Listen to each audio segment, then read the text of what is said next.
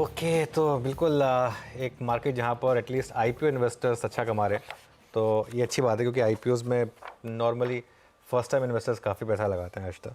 तो ये एक अच्छी चीज़ है कि लोग एटलीस्ट वहाँ पैसा बना रहे अच्छा पैसा हैं और बना कहीं बन रहा है या नहीं बन रहा है। वैसे खैर मार्केट के लिए भी अच्छा दिन है।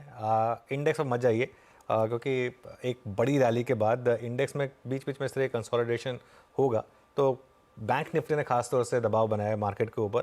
लेकिन कुल मिलाकर मैं कहूँगा कि ओवरऑल एक अच्छा दिन रहा है मार्केट के लिए, और उसका मेन कारण ये है कि आज आपके पोर्टफोलियो अच्छे रहे होंगे। एडवांस डिक्लाइन देखिए, थ्रू द डे 3:1 का एडवांस डिक्लाइन है, और वो गैप जो है सुबह से मेंटेन्ड है। सुबह एक गैप के साथ हमने शुरुआत की, वो gap as it is maintained है। और देखिए सुबह एक बात हुई थी कि आज का sector of the day oil and gas रहेगा, और वही हुआ। Oil and gas, energy stocks, IT stocks, basically कुछ तो खैर क्रूड का इम्पैक्ट, कुछ वो विंडफॉल टैक्स का इम्पैक्ट, लेकिन बहुत हद तक मार्केट की नज़र अब जैक्सन होल सिंपोजियम पर भी है, क्योंकि कमोडिटी स्टॉक्स ने, मेटल्स ने चलना शुरू किया, डॉलर ने नीचे आना शुरू किया। मार्केट ये उम्मीद लगाएगा कि जैक्सन होल में कुछ अनाउंसमेंट होगी, इसकी वजह से मेटल्स इंडेक्स चलना शुरू हुआ है। आखिरी का 1 घंटा मेटल्स को बिलोंग कर सकता है, जैसा मैंने कहा, क्योंकि ग्लोबल शेयर्स काफ़ी एक्टिव रहने वाले हैं। Good afternoon. गुड आफ्टरनून अनुज। क्लियरली वो ग्लोबल फ्रंट पर एक्शन जोर पकड़ता हुआ दिखाई देगा, लेकिन इंटरनल फ्रंट पर जैसे हम सुबह में भी मेंशन कर रहे थे कि ये मार्केट शायद आपको एक डिप पर खरीदारी का मौका देगा। आज डिप मिला है, 24,523 का लो था, और वहां से एक अच्छी खासी रिकवरी देखने को मिली। तो आखिरी 1.5 घंटे को अब कैसे एनालाइज करें, कंसिडरिंग ऊपर में आज हाई वो 600 के ऊपर वाला था? बिल्कुल हाँ, देखिए जो अप्रोच थी मेरी कि 24,450 से 24,550 का जोन अगर आपको मिले तो उसमें बाय करिए। सुबह बाय नहीं करना था गैप अप में, क्योंकि एक बड़े रैली के बाद गैप अप नॉर्मली नहीं टिकता। तो वो कोलैप्स हुआ, गैप वो जोन में आया, जोन में बाइंग आ गई। अब अगर आपने वो ले लिया तो बने रहें, कोई दिक्कत नहीं है। और 24,400 का एक स्टॉप लॉस रखें। देखिए एक चीज़ समझ लीजिए, जरूरी नहीं है कि मार्केट रोज आपको इंटरडे में कमा के दे। फ्राइडे में मार्केट ने आपको इंटरडे में बेहतर कमा के दिया, हो सकता है ये वाली मार्केट जिसमें आपको 2-3 दिन होल्ड करना पड़े। तो 24,450 से 24,500 तक की सारी डिप्स में बाय करें। बेसिकली सुबह की डिप ने काम किया, अब 24,450 से 24,500 के अगर कोई डिप मिल जाए उसको, उसमें आप बाय करिए। मेरा ये मानना है कि 24,700 से 24,800 आपको इस हफ्ते दिख जाएगा। आई थिंक हो सकता है वीकली एक्सपायरी से पहले दिख जाए। और ऑल टाइम हाई जो मैं एक व्यू लेकर चल रहा हूँ, अगले हफ्ते आपका ऑल टाइम हाई, अगस्त में ऑल टाइम हाई का एक व्यू था, वो इंटैक्ट हूँ उस पर मैं, वो आपको अगले हफ्ते दिख जाना चाहिए। हर चीज़ स्टॉप लॉस के साथ होगी। अगर मार्केट ने 24,400 तोड़ा तो उस व्यू को रिविजिट करेंगे, लेकिन अभी के लिए वो व्यू इंटैक्ट है। दिक्कत कहाँ पर आ गई है? Bank Nifty. और फ्राइडे के मूव ने भी बैंक निफ्टी ने 20 डे नहीं निकाला, और आज के मूव ने क्लियर कर दिया कि बैंक निफ्टी को भी टाइम लगेगा 20 डे निकालने में। जब तक वो ना निकल जाए, वो लेवल करीब 50,800 पर है, जब तक वो लेवल ना निकल जाए तब तक बैंक निफ्टी से दूर रहें। और वैसे ही बैंक निफ्टी में एक और दिक्कत है, HDFC बैंक और ICICI बैंक ये चलने को तैयार नहीं है। आप जितना मर्जी कह लें कि वैल्यूएशन कंफर्ट है, अच्छे स्टॉक्स हैं, ब्लू चिप्स हैं, अगर नहीं चल रहे हैं तो नहीं चल रहे हैं। तो इसके लिए x of bank Nifty, Nifty अच्छा कर रहा है, इंडिविजुअल स्टॉक्स अच्छा कर रहे हैं, उन पर फोकस करा जा सकता है फिर। तो स्टॉक स्पेसिफिक्स पर फोकस कीजिए, और इंडिविजुअल काउंटर्स पे हम आपके लिए आइडेंटिफाई करेंगे भी। इस समय पहले स्क्रीन पर लेकर आते हैं वो ट्रेंडिंग काउंटर्स, और फिर आपके लिए एक अपडेट लेकर आएंगे कि कौन कौन हमारे साथ जुड़ रहा है। अच्छा, बाय द वे PSU बैंकों के साथ जो वित्त मंत्री की बैठक थी वो खत्म हो चुकी है। ये फिलहाल अपडेट आपको स्क्रीन पर दिख रहा है। वित्तीय मापदंडों पर परफॉर्मेंस की समीक्षा हुई है। इस पर आगे लक्ष्मण को जोड़ेंगे कि क्या कुछ चर्चा में रहा, उनकी अगर किसी PSU बैंकर से बातचीत हो पाई है, और आगे का क्या आउटलुक रहेगा। कुछ खास मुद्दे थे जो दरअसल माना जा रहा था चर्चा में आएंगे। इस समय इनमें कोई भी मार्केट मूविंग नहीं है। हाँ, वही अब तक जो इन्फॉर्मेशन आया है, अब तक जो इन्फॉर्मेशन आया उसमें कोई ऐसा मार्केट मूविंग नहीं है जो हम सोच रहे थे। वैसे मार्केट मूविंग आना भी नहीं था। सुबह लक्ष्मण जी ने मुझे जब बोला था, उसके बाद उन्होंने मुझे एक मैसेज भी किया था कि आप कुछ सुन रहे हैं क्या, क्योंकि मैंने जो उनसे बैकअप सवाल पूछा था कि कुछ और एक्सपेक्टेड है क्या। तो वो ऐसा कुछ आना भी नहीं था, तो वो कुछ आया भी नहीं है। मेरे ख्याल से आज के लिए PSU बैंकों का हो गया। अब ट्रेड खत्म। ऐसा हमेशा होता है। देखिए क्या हो, सुबह आप एक इस चीज़ के लिए ट्रेड लेके गए थे कि कुछ अगर आ जाए तो एक बार जरा PSU बैंक इंडेक्स दिखा दीजिए, और जरा बैंक्स के स्टॉक्स दिखा दीजिए। ये हटा दीजिए इसको, जरा नीचे चल रहा है। अब देखिए ये टॉप बन गया, आज का टॉप बन गया। और इनफैक्ट ये मार्केट पहले सेंस कर लेता है कि ये हो गया। कैनरा बैंक देखिए आप, BOB देखिए, PNB थोड़ा अलग है क्योंकि PNB बैन में है, इसके लिए उसको कोई शॉर्ट नहीं कर सकता।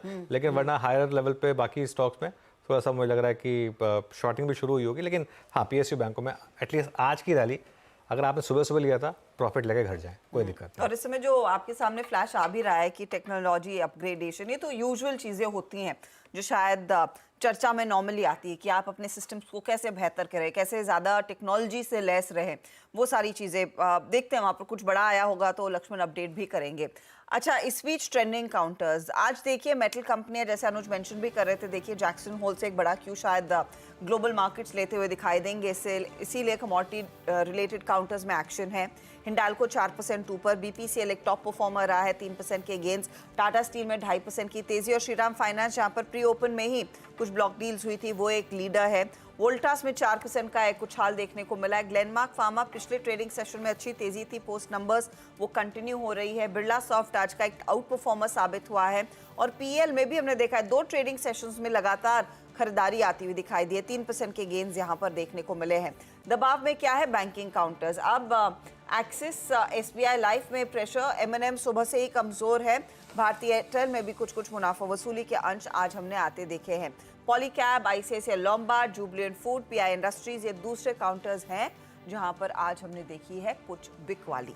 देखते हैं अब यहाँ से आगे का ट्रेड किन स्टॉक्स की तरफ हमारे जानकार आइडेंटिफाई करना शुरू करेंगे। हमारे पैनल में आज हमारा साथ दे रहे हैं फंडामेंटल्स पर शरद अवस्थी, टेक्निकल कॉल्स के लिए प्रकाश गाबा, मानस जायसवाल, राजेश सातपुते, प्रशांत सावंत, राजेश पालविया और शिल्पा राउत होंगे। फिर आज फोकस में वोल्टास आया है, अच्छे वॉल्यूम्स पर एक्शन देखने को मिला है और इस पर दरअसल कई सारी ब्रोकरेज रिपोर्ट्स आई हैं, तो उस पर हमारी रिसर्च टीम की कंचन को जोड़ेंगे कि क्या कह रही हैं ब्रोकरेजेस, क्या टारगेट्स आए, उसका एक अपडेट 220 के आसपास लिया जाएगा। फिर मैजिक यानी कि मोतीलाल ओसवाल की जो एनुअल कॉन्फ्रेंस होती है वहाँ से मूड चेक समझने के लिए हमारे साथ 2:30 पर मोतीलाल ओसवाल फाइनेंशियल सर्विसेज के को फाउंडर और चेयरमैन रामदेव अग्रवाल खुद जुड़ने वाले हैं। फिर 2:45 पर लक्ष्मण को जोड़ेंगे, पीएसयू बैंकों में कुछ बड़ा टेक अवे आता है या नहीं आज की बैठक के बाद उस पर। और एक बड़ी इंटरेस्टिंग रिपोर्ट मक्वायरी की आई है, सुमित उस पर जुड़ेंगे कि महाराष्ट्र में चुनाव डेट अभी तक अनाउंस नहीं हुई है लेकिन रिपोर्ट्स आना शुरू हो चुकी है, उसके क्या मायने हैं कंसिडरिंग महाराष्ट्र एक बड़ा स्टेट है इंडस्ट्री वाइज और ऑफ कोर्स बीजेपी के लिए भी, उस पर भी एक अपडेट लेकर आएंगे। फिर of course BTST STBT trades closing की रणनीति और क्लोज की तरफ बढ़ेंगे। ओके चलिए फिर अब तैयारी करते हैं आज के शो की और हमारा पैनल हमारे साथ जुड़ चुका है। अच्छा, पैनल पर जाऊं उससे पहले एक बार ज़रा वापस लेकर आइए स्टॉक ओला इलेक्ट्रिक का। एक बार ओला इलेक्ट्रिक का स्टॉक एक बार फिर से ज़रा आपकी स्क्रीन पर, क्योंकि आज वॉल्यूम देखिए आप ओला इलेक्ट्रिक में 20 करोड़ के करीब के वॉल्यूम हुए हैं, जिसमें कि आप ये सोचिए कि काफ़ी टाइम तो सर्किट पर रहे, तो सर्किट पे भी मतलब वॉल्यूम्स रहे होंगे। लेकिन जो एक इसमें इंटरेस्टिंग चीज़ मैं पॉइंट आउट करने की कोशिश कर रहा था वो ये था कि अगर इसको आप in terms of value categorise करने की कोशिश करेंगे तो करीब 3,000 करोड़ के करीब की वैल्यू हुई है यहाँ पर, और उसमें से डिलीवरी वॉल्यूम सिर्फ 25-26% रहे। मेरा ये मानना है कि अब हम एक स्टेज पे पहुँच गए हैं जहाँ पे लोग ताबड़तोड़ ट्रेडिंग कर रहे हैं इसमें, और ये वैल्यूएशंस का कोई मीनिंग नहीं है यहाँ पर, लेकिन कर रहे हैं लोग तो अलग बात है। बट जैसे सुबह बात हो रही थी कि प्राइस से नैरेटिव चेंज हो जाता है, जैसे आज 70 के प्राइस पे कुछ और नैरेटिव था, आज 140 के प्राइस पे एक और नैरेटिव है, लेकिन अब प्योर नैरेटिव बिल्डिंग है। इस लेवल पर अगर आप खरीदेंगे तो बहुत बड़ा रिस्क लेंगे, इस चीज़ का ध्यान रखिएगा। आराम से 20-25% ये स्टॉक कभी भी करेक्ट हो सकता है, पता नहीं होगा या नहीं होगा वो अलग बात है। खैर एनीवे, हमारा पैनल तैयार है, ट्रेड्स लेना शुरू करते हैं। सभी को गुड आफ्टरनून। शिल्पा जी, क्या रहेगी आपकी ट्रेड इस समय की? Good afternoon everyone. मेरा अभी ध्यान एमसीएक्स पे है। एमसीएक्स यहाँ पे अगर आप देखेंगे तो 4755 पे फ्यूचर्स पे है। यहाँ पे आप 4700 के स्टॉप लॉस से एमसीएक्स पे अभी भी लॉन्ग ले सकते हैं। मुझे लगता है कि ये एक दो दिन में आपको टुवर्ड्स 4850 से 4900 तक के लेवल्स दिखाना चाहिए, but a tight stop loss of 4700 because markets are little again overheated. Okay, तो ये फिलहाल आपके लिए एमसीएक्स पर एक राय बाय साइड की, 2.5% ऊपर है काउंटर। काबा जी गुड आफ्टरनून, आपका trade? Good afternoon to you. जो स्टॉक मुझे पसंद है इस वक्त वो है वोल्टास। ट्रेड करा है 1596 पर, स्टॉप होगा 1585, टारगेट मेरे ख्याल से 1630 के नजर आते हैं वोल्टास। ओके, वोल्टास हो गई गाबा सर के पिक। मानस, आपने क्या पिक किया? अनुज जी, हिंडाल्को पे खरीदारी करने की राय रहेगी। हिंडाल्को ने एक ही दिन में 20-50 डे मूविंग एवरेज को रिगेन कर लिया है, उसके ऊपर निकला है, काफी बेहतर वॉल्यूम देखने को मिले हैं। तो हिंडाल्को में करंट लेवल्स पे खरीदारी करेंगे, 647 का स्टॉप लॉस लगाएंगे और 680 रुपए के टारगेट सेट करने हैं हिंडाल्को में। ये कैश लेवल्स हैं। अगर चाहे तो 660 का कॉल ऑप्शन जो 10 रुपए पे ट्रेड हो रहा है, वहां पर 7 रुपए के स्टॉप लॉस से खरीदारी करिए और इस ऑप्शन में 20 रुपए के टारगेट सेट करिए। ओके, तो हिंडाल्को में एक मौका आप 660 का कॉल लेकर चले या फिर 680 के टारगेट के लिए एक सीधा तेजी वाला ट्रेड है। राजेश सातपुते, आपका ट्रेड क्या रहेगा? हर्षदा जी, गुड आफ्टरनून एवरीवन। हर्षदा जी, देखिए मेरी नजर है क्रॉम्पटन पे। क्रॉम्पटन बहुत अच्छे से कंसोलिडेट हो रहा है। परसों के दिन एक ब्रेकआउट मिला था और आज अगर आप देखें तो ये अपने क्लस्टर के ऊपर मेंटेन हो रहा है। तो एक बहुत ही छोटे स्टॉप लॉस के साथ लॉन्ग करना है क्रॉम्पटन। 447 चल रहा है, फ्यूचर में 443 का स्टॉप लॉस होगा। इसका जो नेक्स्ट स्विंग का टारगेट होगा वो रहेगा करीबन 460 का इनिशियली। अगर वो सरपास होता है तो 470 तक की जगह निकलेगी। तो Crompton looks good to me. Crompton looks good. ये हो गई कॉल राजेश सातपुते की इस समय। अच्छा, सुबह हमने एक स्टॉक स्पॉट किया था डिक्सन टेक, एक बार उसको लेकर आइए जरा आप। वो डे हाई पर आ गया स्टॉक और अब उन लेवल्स को टेस्ट कर रहा है जो सुबह डिस्कस हुए थे। 12,800 के करीब के देखिए स्टॉक इस समय डे हाई पर 12,800 के करीब। प्रशांत सावंत जुड़े हमारे साथ। प्रशांत जी, गुड आफ्टरनून, आपकी ट्रेड। जी अनुज जी, गुड आफ्टरनून। यहाँ पे मेरा पिक होगा टाटा पावर। ये एक बहुत अच्छे लेवल से बाउंस हुआ था और वहां पे सस्टेन कर रहा है। एक अहम सपोर्ट इसने मेंटेन किया हुआ है। तो यहाँ पे मेरा स्टॉप लॉस होगा 412, 411 के जस्ट नीचे रखेंगे और 430 से लेके 434, 430, 434 इन टारगेट्स के लिए लॉन्ग जा सकते हैं। टाटा पावर इनफैक्ट पिछले हफ्ते से मैप कर रहे हैं प्रशांत अपने पोर्टफोलियो के लिए भी 1.1% तक के गेन्स यहाँ पर बने हैं। शरद जी, गुड आफ्टरनून। बताइए, मार्केट कंसोलिडेशन मोड में, लेकिन आप क्या ट्रेड आइडेंटिफाई करके बैठे हैं? मुझे लगता है यूपीएल अब थोड़े बहुत टाइम से कंसोलिडेट कर रहा है। वापस नेक्स्ट लेग ऑफ मूवमेंट चालू होना चाहिए। कंपनी एग्रोकेमिकल की जानी मानी कंपनी है और हमें लगता है कि इस क्वार्टर में ज्यादातर पेन एब्जॉर्ब हो गया है। इंटरनेशनल बिजनेस में भी इंप्रूवमेंट आनी चाहिए। अब हम रेट कट्स की भी बात कर रहे हैं, जो पोस्ट एक्विजिशन लीवरेज इनकी बढ़ी थी। इंटरनेशनली रेट कट्स आते हैं तो मेरे हिसाब से उसका भी बहुत बड़ा फायदा इनके नंबर्स में हमें दिखाई देगा आने वाले समय में। तो ग्रेजुअली मुझे लगता है सेकंड हाफ बिजनेस नंबर्स के हिसाब से भी ठीक रहना चाहिए और रेट कट का जो पॉजिटिव इम्पैक्ट आएगा इंटरेस्ट कॉस्ट में, और ग्रेजुअली बिजनेस इंप्रूव करता है तो लीवरेज भी कम होनी चाहिए अगले 6 से 9 महीनों में। तो मुझे लगता है ये एक ऐसा स्टॉक है जहां अभी भी अर्निंग्स वैल्यूएशंस बहुत सबड्यूड है। इस साल अगर नॉर्मली एक्सपेक्ट करें तो मुझे लगता है कंपनी 30 रुपए के आसपास की अर्निंग रिपोर्ट करेगी और 20-25 का मल्टीपल मिलना बहुत मुश्किल नहीं होना चाहिए। एग्रीकेम में इससे सस्ता स्टॉक है नहीं और बड़ा स्टॉक है। तो मेरे हिसाब से जैसे जैसे ये इंटरनेशनल सिनेरियो और ग्लोबल सिनेरियो जो स्टॉक का ओवरहैंग है वो भी खत्म होता है, एक काफी बड़ी री रेटिंग संभव है। तो मैं ये उम्मीद कर रहा हूँ कि इस साल की अर्निंग लगभग 30 से 35 रुपए के आसपास आनी चाहिए। इंटरेस्ट कट्स की वजह से थोड़ा और एडिशनल बेनिफिट मिल सकता है 2-4 रुपए का। तो हो सकता है अर्निंग्स 40 रुपए तक भी चली जाए और मेरे हिसाब से 25 से 30 का मल्टीपल मिलना बहुत मुश्किल नहीं होना चाहिए। तो 650 से 700 रुपए के लक्ष्य के लिए यूपीएल। 650-700 रुपये के लक्ष्य के लिए यूपीएल। अच्छा, एक स्टॉक जरा आप गाबा सर इसका चार्ट आप देखिएगा एक बार जरा। टाटा स्टील, मैं इसको थोड़ा प्रीएम्प्ट करने की कोशिश कर रहा हूँ क्योंकि बात हो रही है सब कमोडिटी स्टॉक्स की और with in commodity stocks Jackson Hole symposium से पहले डॉलर वीकनेस की। आज स्टॉक ने एक बहुत शानदार बाउंस दिया है above it's 200 day moving average. और ये स्टॉक था जब ये ग्लोबल क्राइसिस शुरू हुआ था उससे पहले 168 का भाव था और उससे पहले इसका प्रीवियस हाई 181 का था। वहाँ से ये स्टॉक गिरा था, वन वे गिरा था और 200 डे मूविंग एवरेज पे एग्जैक्ट बॉटम बनाकर ये स्टॉक घुमा है। बस सर एक बार चार्ट देखिए टाटा स्टील का।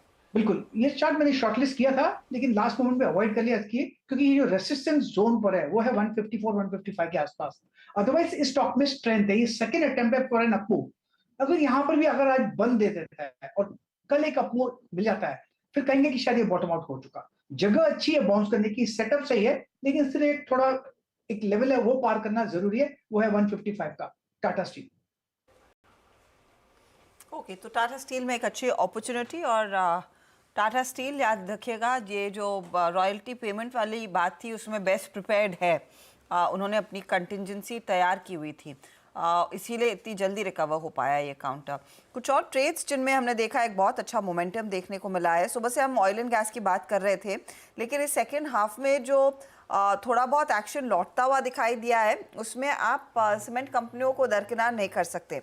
आपको याद होगा पिछले ट्रेडिंग सेशन में भी अल्ट्राटेक, ग्रासिम जैसे ट्रेड्स की हमने बात की थी। अब अल्ट्राटेक फिर से अपनी थोड़ी सी तेज़ी भुनाने की कोशिश में है। ग्रासिम हाउएवर साइडलाइंस पर बैठा है। यहाँ पर अल्ट्राटेक एक पर्टिकुलर कैंडिडेट है, मानस आपको याद होगा हम पिछले सत्र में भी डिस्कस कर रहे थे और इवेंचुअल क्लोज इनफैक्ट वो डे हाई पर आया था।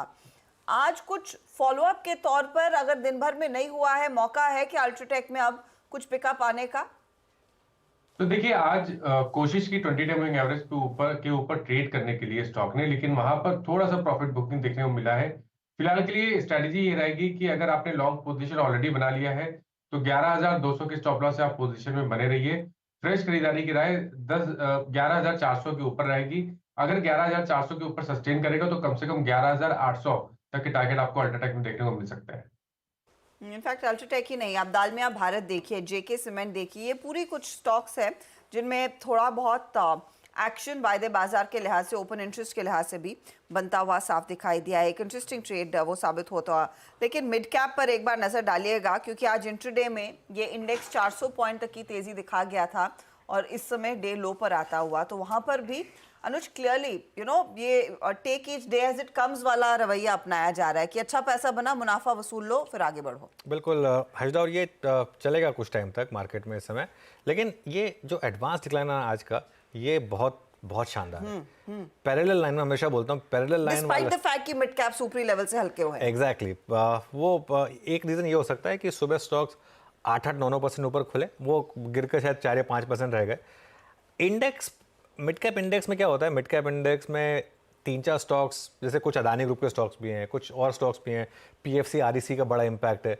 कई बार क्या होता है 3-4 स्टॉक इधर उधर घूम जाते हैं तो इंडेक्स इधर उधर हो जाता है। हमेशा ब्रेड देखिए, जब भी आप मिड कैप मार्केट की बात करें हमेशा ब्रेड देखिए। अगर ब्रेड ठीक ठाक देखिए, पीएफसी कोलैप्स हुआ, आई थिंक इसका बहुत बड़ा वेट है मिड कैप इंडेक्स में, तो ये इस वजह से हो सकता है। लेकिन असली मार्केट के मिड कैप की स्ट्रेंथ की चेक जो टेस्ट है वो ब्रेड से होती है। जब तक ये ब्रेड इंटैक्ट है मार्केट में कोई डरने की ज़रूरत नहीं है आपको। वैसे भी अब मार्केट में डरने की ज़रूरत नहीं है मेरे ख्याल से। आज देखिए इंक्रीमेंटली मार्केट ने खबरों पे भी रिएक्ट करना बंद कर दिया। आज कोजेंसिस पे दोपहर पे एक रिपोर्ट आई थी, इसको वैसे हमने ज़्यादा तवज्जो नहीं दी वैसे, वो कि एक गवर्नमेंट ऑफिशियल के नाम पे थी कि शायद कुछ इंक्वायरी सेटअप हो, कुछ नहीं निकल के आया उससे, मतलब स्टॉक्स में। तो I think we are now reaching a stage जहाँ पर अब मार्केट को लग रहा है कि जो ग्लोबल फैक्टर था और जो डोमेस्टिक फैक्टर था दोनों खत्म हुए। अब मार्केट वापस तेज़ी करने के लिए तैयार है और मिड कैप में गिरावट भी बड़ी हुई थी, तो इसके लिए मिड कैप चलेंगे भी ज़्यादा यहाँ से। जी हाँ, वहाँ पर बड़ा एक्शन बनता हुआ दिखाई देगा। अच्छा, एक ट्रेड जो हम पहले बात कर चुके हैं शरद जी, आई डोंट रिमेंबर कि आपने पिक किया था या फिर किसी और का पिक था, वरुण बेवरेजेस। काफ़ी दिनों बाद इस तरह का मूव, करीब 6% के गेंस, और ये चर्चा में सुनाई दिया है रिसेंटली। आई थिंक आशीष चतुर्मोता भी उसको ट्रैक करते आए, उनके पोर्टफोलियो का हिस्सा बना है। नया ट्रिगर क्या होगा वरुण बेवरेजेस को जो 1500 के ऊपर ले गया है? देखिए मुझे लगता है मैंने कभी रिकमेंड तो नहीं किया क्योंकि वैल्यूएशन कंफर्ट बड़ी मुश्किल से मिलता है स्टॉक में। मुझे लगता है कंटिन्यूअसली जो नए प्लांट्स वगैरह ये लोग चालू कर रहे हैं, उसकी वजह से इम्प्रूवमेंट लगातार आती जा रही है। और रिटर्न रेशियोज वगैरह की प्रोफाइलिंग के हिसाब से देखिए तो काफी बढ़िया इम्प्रूवमेंट कंपनी ने लगातार रजिस्टर की है। वैल्यूएशन वाइज ऑब्वियसली थोड़ा एक्सपेंसिव रहता है, बट कंपैरेटिवली लगातार जो एक्सपेक्टेशन है उसको काउंटर बीट भी कर रहा है। तो मुझे लगता है उस हिसाब से इस क्वार्टर के नंबर्स भी मोटा मोटी ठीक ही आए थे। अगर कोई और कैपेक्स वगैरह ये डिसाइड करते हैं और फर्दर इंप्रूवमेंट में या नए प्रोडक्ट लाइन में, तो वो एक एडिशनल इनके लिए रेवेन्यू किकर हो सकता है। But growth rate, return ratios के हिसाब से काफी शानदार नंबर्स रहे हैं। पर ये है कि ये वैल्यूएशंस पे और कितनी अपसाइड बचती है मुझे थोड़ा डाउट है। ओके चलिए अब एक काम करते हैं, थोड़ा आगे बढ़ते हैं और एक स्टॉक स्पेसिफिक बात करते हैं। एफ&ओ का टॉप गेनर है आज वोल्टास, जी हाँ, शेयर फिर आज लंबी छलांग लगा रहा है। इस साल अब तक ये 60% से ज़्यादा का रिटर्न दे चुका है, लेकिन ब्रोकरेज हाउसेस को अभी भी यहाँ पर अच्छी अपसाइड नज़र आ रही है। ब्रोकरेज की रिपोर्ट लेकर कंचन स्टूडियो में आ गई है। कंचन, गुड आफ्टरनून, क्या टारगेट्स हैं ब्रोकरेजेस के? तो 3 ब्रोकरेज का स्टांस है और मजबूती हमें तीनों की साइड में देखने को मिल रही है। अगर सबसे पहले बात करी जाए यूबीएस की, तो यूबीएस ने कहा है रूम एसी के सेगमेंट में अच्छी खासी ग्रोथ देखने को मिली है। उनका ये भी कहना है कि Q2 में हमें थोड़ा सा जो कारोबार देखने को मिलता है वो लीन पीरियड देखने को मिलता है, लेकिन जो Q3 है वहाँ पे फेस्टिव सीजन के चलते हमें डिमांड में वापस से एक रिवाइवल आता हुआ दिखाई दे सकता है। अगर हम टारगेट की बात करें तो 1960 का टारगेट दे दिया गया है। अब अगर बात करें नोमुरा की, तो नोमुरा का जो स्टांस है वो भी कहीं ना कहीं सेम है कि जो रूम एसी एसी का सेगमेंट है वहाँ पे अच्छी खासी ग्रोथ आती हुई दिखाई दी है। और इसके अलावा जो हाई सिंगल डिजिट मार्जिन है उसका टारगेट भी उन्होंने इंटैक्ट रखा है। लेकिन यहाँ पे एक चीज़ है जो ध्यान में रखने वाली है, उन्होंने बोला है कि नए ऑर्डर्स को लेकर थोड़ी सी कॉशियस अप्रोच ज़रूरी है। मूविंग फॉरवर्ड अगर हम बात करें CLSA की, तो उन्होंने बोला है कि पहली तिमाही में जो नतीजे आए हैं वो एक्सेप्शनली स्ट्रॉन्ग आए हैं। साथ ही साथ रूम एसी सेगमेंट के चलते कंपनी को जो अपना लॉस्ट मार्केट शेयर है उसको रीगेन करने का काफ़ी अच्छा मौका मिला है और जो Q1 के नतीजों में खास तौर पे दिखाई भी दिया है। कंपनी के जो मार्जिन है उनमें थोड़ी सी नरमी दिखी है, लेकिन इसके बावजूद जो कंपनी की गाइडेंस है उसमें कोई भी बदलाव नहीं आया है। अप्लायंस JV वोल्टास के मार्केट शेयर बढ़ने की वजह से कंपनी को काफी ज्यादा एनकरेजमेंट मिला है और फिस्कल ईयर 26 के लिए जो PE है वो है 58x पर, और हो सकता है कि आगे चल के हमें एक री रेटिंग भी यहाँ पे दिखाई दे। ओके, तो चलिए ये बात हो गई वोल्टास की। कंचन शुक्रिया। शरद जी, क्या करें इस प्राइस पर? बहुत महंगा तो लग रहा है लेकिन मोमेंटम बहुत स्ट्रांग है। देखिए रिजल्ट काफी बढ़िया है मेरे हिसाब से। जब से वोल्टास में करेक्शन चालू हुई है, मार्केट शेयर लॉस की वजह से वो करेक्शन चालू हुई थी, अभी वापस वो मार्केट शेयर गेन कर रहे हैं, तो काफी पॉजिटिव डेवलपमेंट रहनी चाहिए।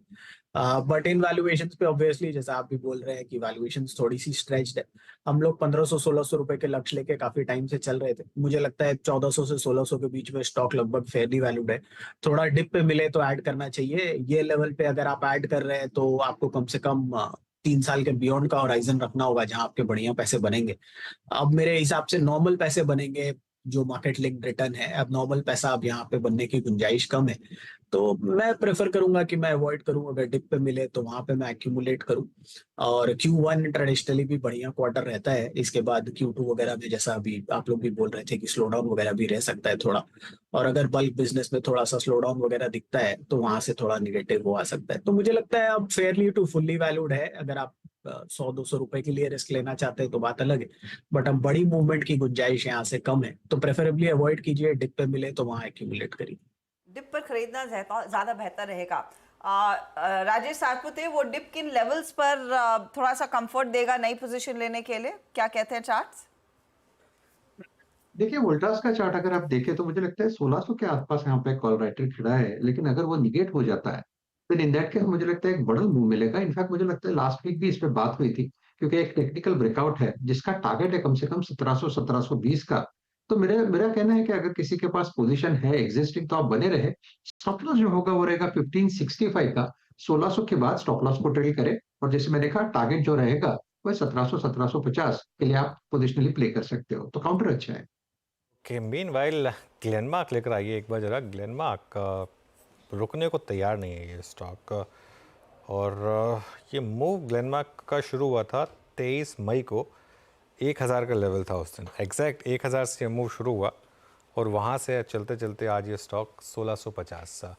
यहाँ ये देखिए 3 महीने का मूव 56%। और जैसा मैं कह रहा हूँ ये शुरू वहीं से हुआ था, बस करीब करीब 1000। उससे पहले फ्लैट था स्टॉक।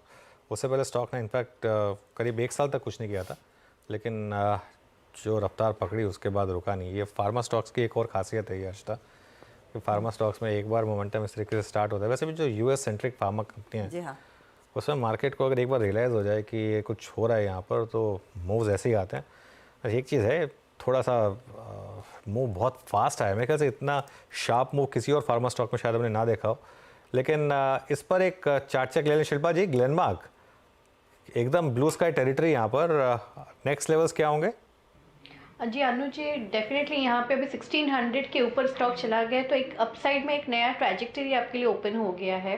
तो यहाँ पे जस्ट 1600 के नीचे में भी 1590 का आप यहाँ पे स्टॉप लॉस मेंटेन कीजिए, and one can still ride. मुझे लगता है यहाँ पे 1680 से 1720 के आपके नेक्स्ट टारगेट्स आएंगे। 1680 से 1720। और मुझे याद है नंबर्स जब हम पिछले हफ्ते एनालाइज कर रहे थे, कुछ ऐसे पैरामीटर्स थे जहाँ पर एक्सपेक्टेशन से कम कंपनी ने नंबर दिखाया था। वैसे अच्छा परफॉर्मेंस है, लेकिन इनका एक्सेप्शनल परफॉर्मेंस इनके यूरोप बिजनेस में, इंडिया सेल्स में देखने को मिला था, और वही पढ़कर मार्केट ने इसे डबल थम्स अप दिया है। अच्छा, क्योंकि ग्लेनमार्क की बात हुई, एक बार मैं मेट्रोपोलिस स्क्रीन पर रखना चाहूँगी। मेट्रोपोलिस पर पिछले हफ्ते भी हमने बातचीत की थी, और आज सुबह में भी, मानस इफ आई रिमेंबर करेक्टली, आपने 2200 के कॉल का जिक्र किया था। एक बार स्क्रीन पर रखिएगा वो 2200 का कॉल कहाँ पहुँचा है। अब पूरे दिन की चाल देखकर इस समय अगर एक नया पर्सपेक्टिव लेना हो मेट्रोपोलिस पर, मानस क्या होगा वो? देखिए, आज मॉर्निंग में ब्रेकआउट के बाद स्टॉक सस्टेन नहीं हुआ, वहां पर एक छोटी सी प्रॉफिट बुकिंग देखने को मिली है, लेकिन इसका मतलब ये नहीं है कि ट्रेंड निगेटिव है, ट्रेंड पॉजिटिव बना हुआ है।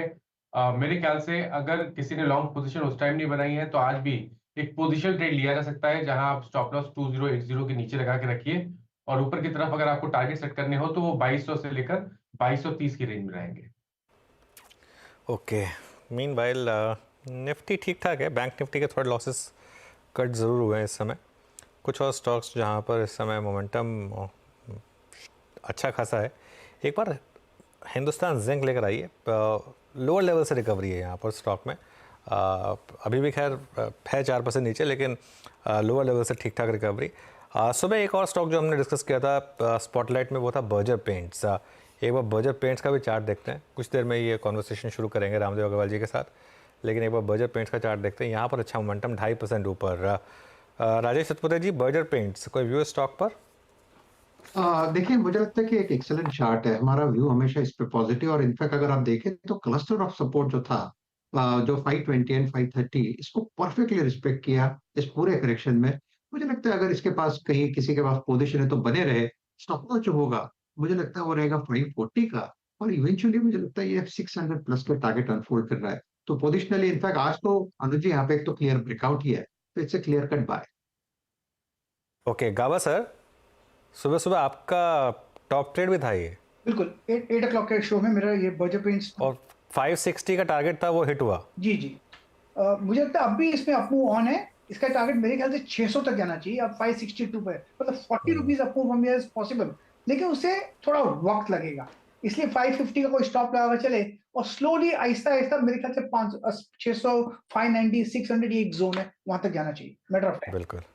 सुबह मैं थोड़ा सा कंफ्यूज था हर्षदा कि इसको लूँ या ना लूँ स्पॉटलाइट में, फिर जब गावा सर ने क्विक सिंगल दिया तो मैं थोड़ा सा कॉन्फिडेंस बढ़ गया था मेरा। मैं कहा चलो फिर ले लेते हैं। मैं कहा कि अगर सही हो गया तो क्रेडिट शेयर कर लेंगे, गलत हो गया तो गावा सर को बोल देंगे कि सर आपकी कॉल नहीं चली, तो इसके लिए लेकिन काफी अच्छा चल गया बर्जर पेंट्स, वहाँ पर अच्छी खासा रंग चढ़ा है, और वो भी हरा वाला, विच इज बिग पॉजिटिव। एक दो और ट्रेड्स जिनकी हम चर्चा सुबह में कर रहे थे, एक बिरला सॉफ्ट डिस्कस किया था, लेकिन ये सेकेंड हाफ में एम्फेसिस में एक थोड़ा सा एक्शन देखने को मिल रहा है। अब राजेश सातपुते, नजर गई कि आपकी एम्फेसिस पर? ये स्टॉक आप क्लोजली ट्रैक करते आए हैं, 2977 के आसपास है। बिल्कुल, और not only that Harshad ji, even आज भी देखिए, आज इसका open interest it is up by 6% and price is up by 2%। That simply shows कि यहाँ पर फॉलो अप मिल रहा है। तो परसों के ब्रेकआउट के बाद मुझे लगता है इसका जो नेक्स्ट टारगेट होना चाहिए वो 3000 को लांग के 3150 का टारगेट यहाँ पे क्लियर कट अनफोल्ड हुआ है।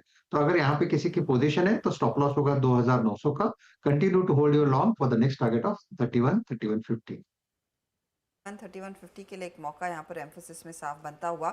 एक चीज तो है, आज सुबह में थोड़ी सी वॉलिटिलिटी जरूर आईटी कंपनियों ने दिखाई होगी, लेकिन उसके बाद ये अपने गेन्स को होल्ड कर पाए, चाहे वो बिरला सॉफ्ट हो, चाहे वो एम्फोसिस हो इस समय, या फिर आप दिग्गजों पर भी नजर डालिएगा। टीसीएस हमने सुबह में मेंशन किया था, एलटीआई माइंट्री हमने सुबह में मेंशन किया था, वो अभी भी अपने गेन्स को होल्ड कर पाए हैं।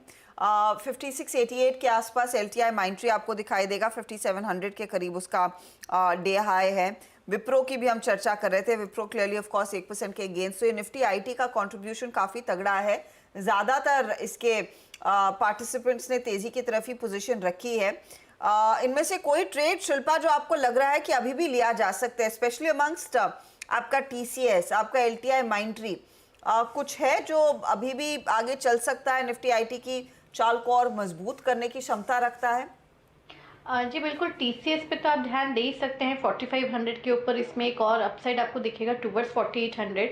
लेकिन यहाँ पे मुझे लगता है जिस स्टॉक में अभी भी पोटेंशियल है और स्पेस है टू मूव, वो है कोफोर्ज। कोफोर्ज जब तक 6000 को रिस्पेक्ट दे रहा है, मुझे लगता है कि इसमें अपसाइड पोटेंशियल टुवर्ड्स 6500 ओपन है। तो it can take its own sweet time, but लेकिन मुझे लगता है इसमें स्पेस अभी भी है ताकि आप इसमें फ्रेश एंट्री ले सकते हैं। ओके, कोफोर्ज अभी भी इसमें फ्रेश एंट्री आप ले सकते हैं। ये हो गई शिल्पा जी की तरफ से एक बात। और कौन से स्टॉक्स चल रहे हैं, एक बार जरा ऑयल मार्केटिंग कंपनीज को रिविजिट करते हैं, HPCL, BPCL और IOC। और ख़ास तौर से BPCL जहाँ पर बहुत ही शानदार मोमेंटम है। इसका 52 वीक हाई था करीब करीब 359 पर, आज स्टॉक का रेट है करीब करीब 345। तो ये एक स्टॉक है जो इस समय एक अच्छे मोमेंटम है। 52 वीक हाई जुलाई एंड में लगा था 30 जुलाई को। BPCL यहाँ पर प्रशांत जी कोई व्यू इस स्टॉक पर? तो यहाँ पे अगर हम देखें अनुज जी, हम ऑलमोस्ट एक जो रेजिस्टेंस बना हुआ था, हाई था, उसके नजदीक पहुंचे। बट जो अहम चीज है वो वॉल्यूम है, बहुत स्ट्रॉन्ग वॉल्यूम्स है और हफ्ते की शुरुआत है। तो मुझे लग रहा है आज का ही लो यानी करीबन 335 स्टॉप लॉस रख के यहाँ बने रहना चाहिए। और ये अगर एक बार इस जोन को 350 को क्रॉस कर दे तो मुझे लग रहा है कम से कम यहाँ से 360 365 ये लेवल्स दिखने चाहिए। ओके, तो 360 तक के लेवल्स BPCL में देखने को मिलेंगे। अनुज, जैसे आपने सुबह में भी मेंशन किया था कि ऑयल कंपनियों के लिए एक डबल वैमी है फॉर द पॉजिटिव। एक तो 54% अपना विंडफॉल टैक्स में कटौती, और जो ग्लोबल फ्रंट पर कच्चे तेल की स्थिति है, ये कितने समय के लिए ड्राइव कर सकते हैं एनकाउंटर्स को? देखिए हजदा, इस समय ऑयल पूरे के पूरे ऑयल बास्केट की 5 उंगलियां घी में लिटरली। उसका सबसे बड़ा कारण ये है कि ये एक ऐसा सेक्टर है जहां पर वैल्यूएशन कंफर्ट है। यहाँ पर पॉजिटिव न्यूज़ पर स्टॉक्स रिएक्ट करेंगे। HPCL और BPCL क्योंकि क्रूड 80 के नीचे आया, इसके लिए पॉजिटिव। ONGC के लिए मैं लगातार एक बात कर रहा हूँ कि अब क्रूड प्राइसेस ऊपर आए नीचे, ऐसे कुछ फर्क नहीं पड़ता। 75 के नीचे नहीं आना चाहिए और 90 के ऊपर नहीं जाना चाहिए। 75 टू 90 के बीच में रहेगा तो ONGC के ऊपर पूरा का पूरा इंपैक्ट सेंटिमेंटल है, क्योंकि सुबह हेडलाइंस डोमिनेट हो गई कि चलिए 50% विंडफॉल टैक्स कम हो गया। ऐसा नहीं है कि कुछ आउट ऑफ द ऑर्डिनरी आया है। वो क्रूड प्राइसेस जितनी है उसके हिसाब से गवर्नमेंट टैक्स कट करती रहेगी, लेकिन क्योंकि हेडलाइन है, न्यूज़ है, तो इसके लिए स्टॉक्स ने रिएक्ट कर दिया। लेकिन आई थिंक ज़्यादा बड़ी खबर जो है ये HP और BP के लिए है, क्योंकि एक चीज़ तो बहुत क्लियर हो गई है, अब इस मार्केट में उस लेवल की प्राइस हाइक्स नहीं होंगे पेट्रोल प्रोडक्ट्स के जो एक टाइम पे इन कंपनियों ने देखे थे। लेकिन इन कंपनियों को एक और फ़ायदा होता है, ये कंपनियाँ अपस्ट्रीम में भी हैं, तो इनका रिफाइनिंग गेंस भी आ रहे हैं। मार्केटिंग गेंस पे उतना फ़ायदा नहीं मिल रहा है इनको, लेकिन रिफाइनिंग गेंस पे फ़ायदा मिल रहा है। मेरे ख्याल से ये मोमेंटम चलेगा और करीब 15-20 दिन। उसके बाद मुझे लग रहा है ऑयल मार्केटिंग कंपनीज में आप स्ट्रैटेजिकली प्रॉफिट बुक करिए, क्योंकि महाराष्ट्र के इलेक्शंस आएंगे। महाराष्ट्र का इलेक्शन मेक और ब्रेक इलेक्शन है। महाराष्ट्र के इलेक्शन में एक बार जब पूरा बिल्डअप स्टार्ट हो जाएगा, आप भूल जाइएगा कि चाहे प्राइस कितना भी ऊपर जाए, कोई प्राइस हाइक आने वाला है। हो सकता है प्राइस कट जरूर भले ही आ जाए, तो वो आपको एक मौका देगा फिर से री एंट्री करने का। और एक बार महाराष्ट्र के इलेक्शन जैसे ही हो वापस री एंट्री कर लीजिए। इन्वेस्टर हैं तो बने रहें, कोई दिक्कत नहीं है, फिर तो आपको चढ़ने की जरूरत नहीं है, लेकिन ट्रेडर हैं तो आप बीच बीच में ऐसे चर्न कर सकते हैं। हाँ, तो चर्न का भी मौका मिलेगा। अच्छा, आपको मुझे तो एटलीस्ट याद नहीं कि ऑयल एंड गैस इंडेक्स जो एकदम थका हुआ इंडेक्स होता था अनुज, आई रिमेंबर पिछले 20 सालों में हमने इस मार्केट को ट्रैक किया है कि एक साल में 40% तक के returns. I don't remember the last time oil and gas ने कब इस तरह का प्रदर्शन दिखाया हो। बिल्कुल, क्योंकि काफ़ी टाइम से इसको वो ट्रिगर्स भी नहीं मिले उस हिसाब से। और देखिए आप चाहे महानगर गैस, IGL, ये भी अपनी एक अलग बेयर मार्केट में से गए थे वो जब प्राइस हाइक्स हो रही थी। उसके बाद गेल का स्टॉक है, ये सारे के सारे स्टॉक्स, पेट्रोनेट LNG का स्टॉक है, सारे के सारे स्टॉक्स कम बैक कर रहे हैं।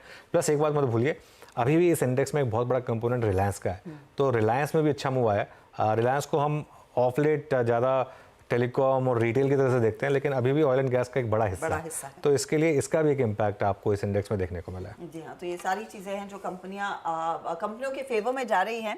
शरद, अगर आपने एक नया ट्रेड लेना हो ऑयल एंड गैस में, किस तरफ रहेंगे? सरकारी कंपनियों की तरफ जाएंगे या फिर रिलायंस आपके लिए ज़्यादा प्रेफर्ड ट्रेड रहेगा? क्योंकि अगर आप 10-12% की अपसाइड के लिए प्ले करना चाहते हैं तो मुझे लगता है रिलायंस, और प्योरली रिलायंस को आज के दिन सिर्फ ऑयल एंड गैस बोलना शायद एक अंडरस्टेटमेंट हो जाएगा जिस तरीके की डाइवर्सिफिकेशन है। बट अगर आप न्यूज ट्रिगर के हिसाब से और 10-15% की अपसाइड के हिसाब से देख रहे हैं तो रिलायंस एक बढ़िया बेट है। बट अगर पूरे पैक को आप एज इट इज देखते हैं तो मुझे लगता है, जैसे अनुज अभी पेट्रोनेट LNG वगैरह का नाम ले रहे थे, वो सब स्टॉक्स में अब BDN जो वैल्यूएशन है उसके ऊपर है। कंपैरेटिवली मुझे लगता है शायद ONGC बेस्ट प्लेस स्टॉक होना चाहिए।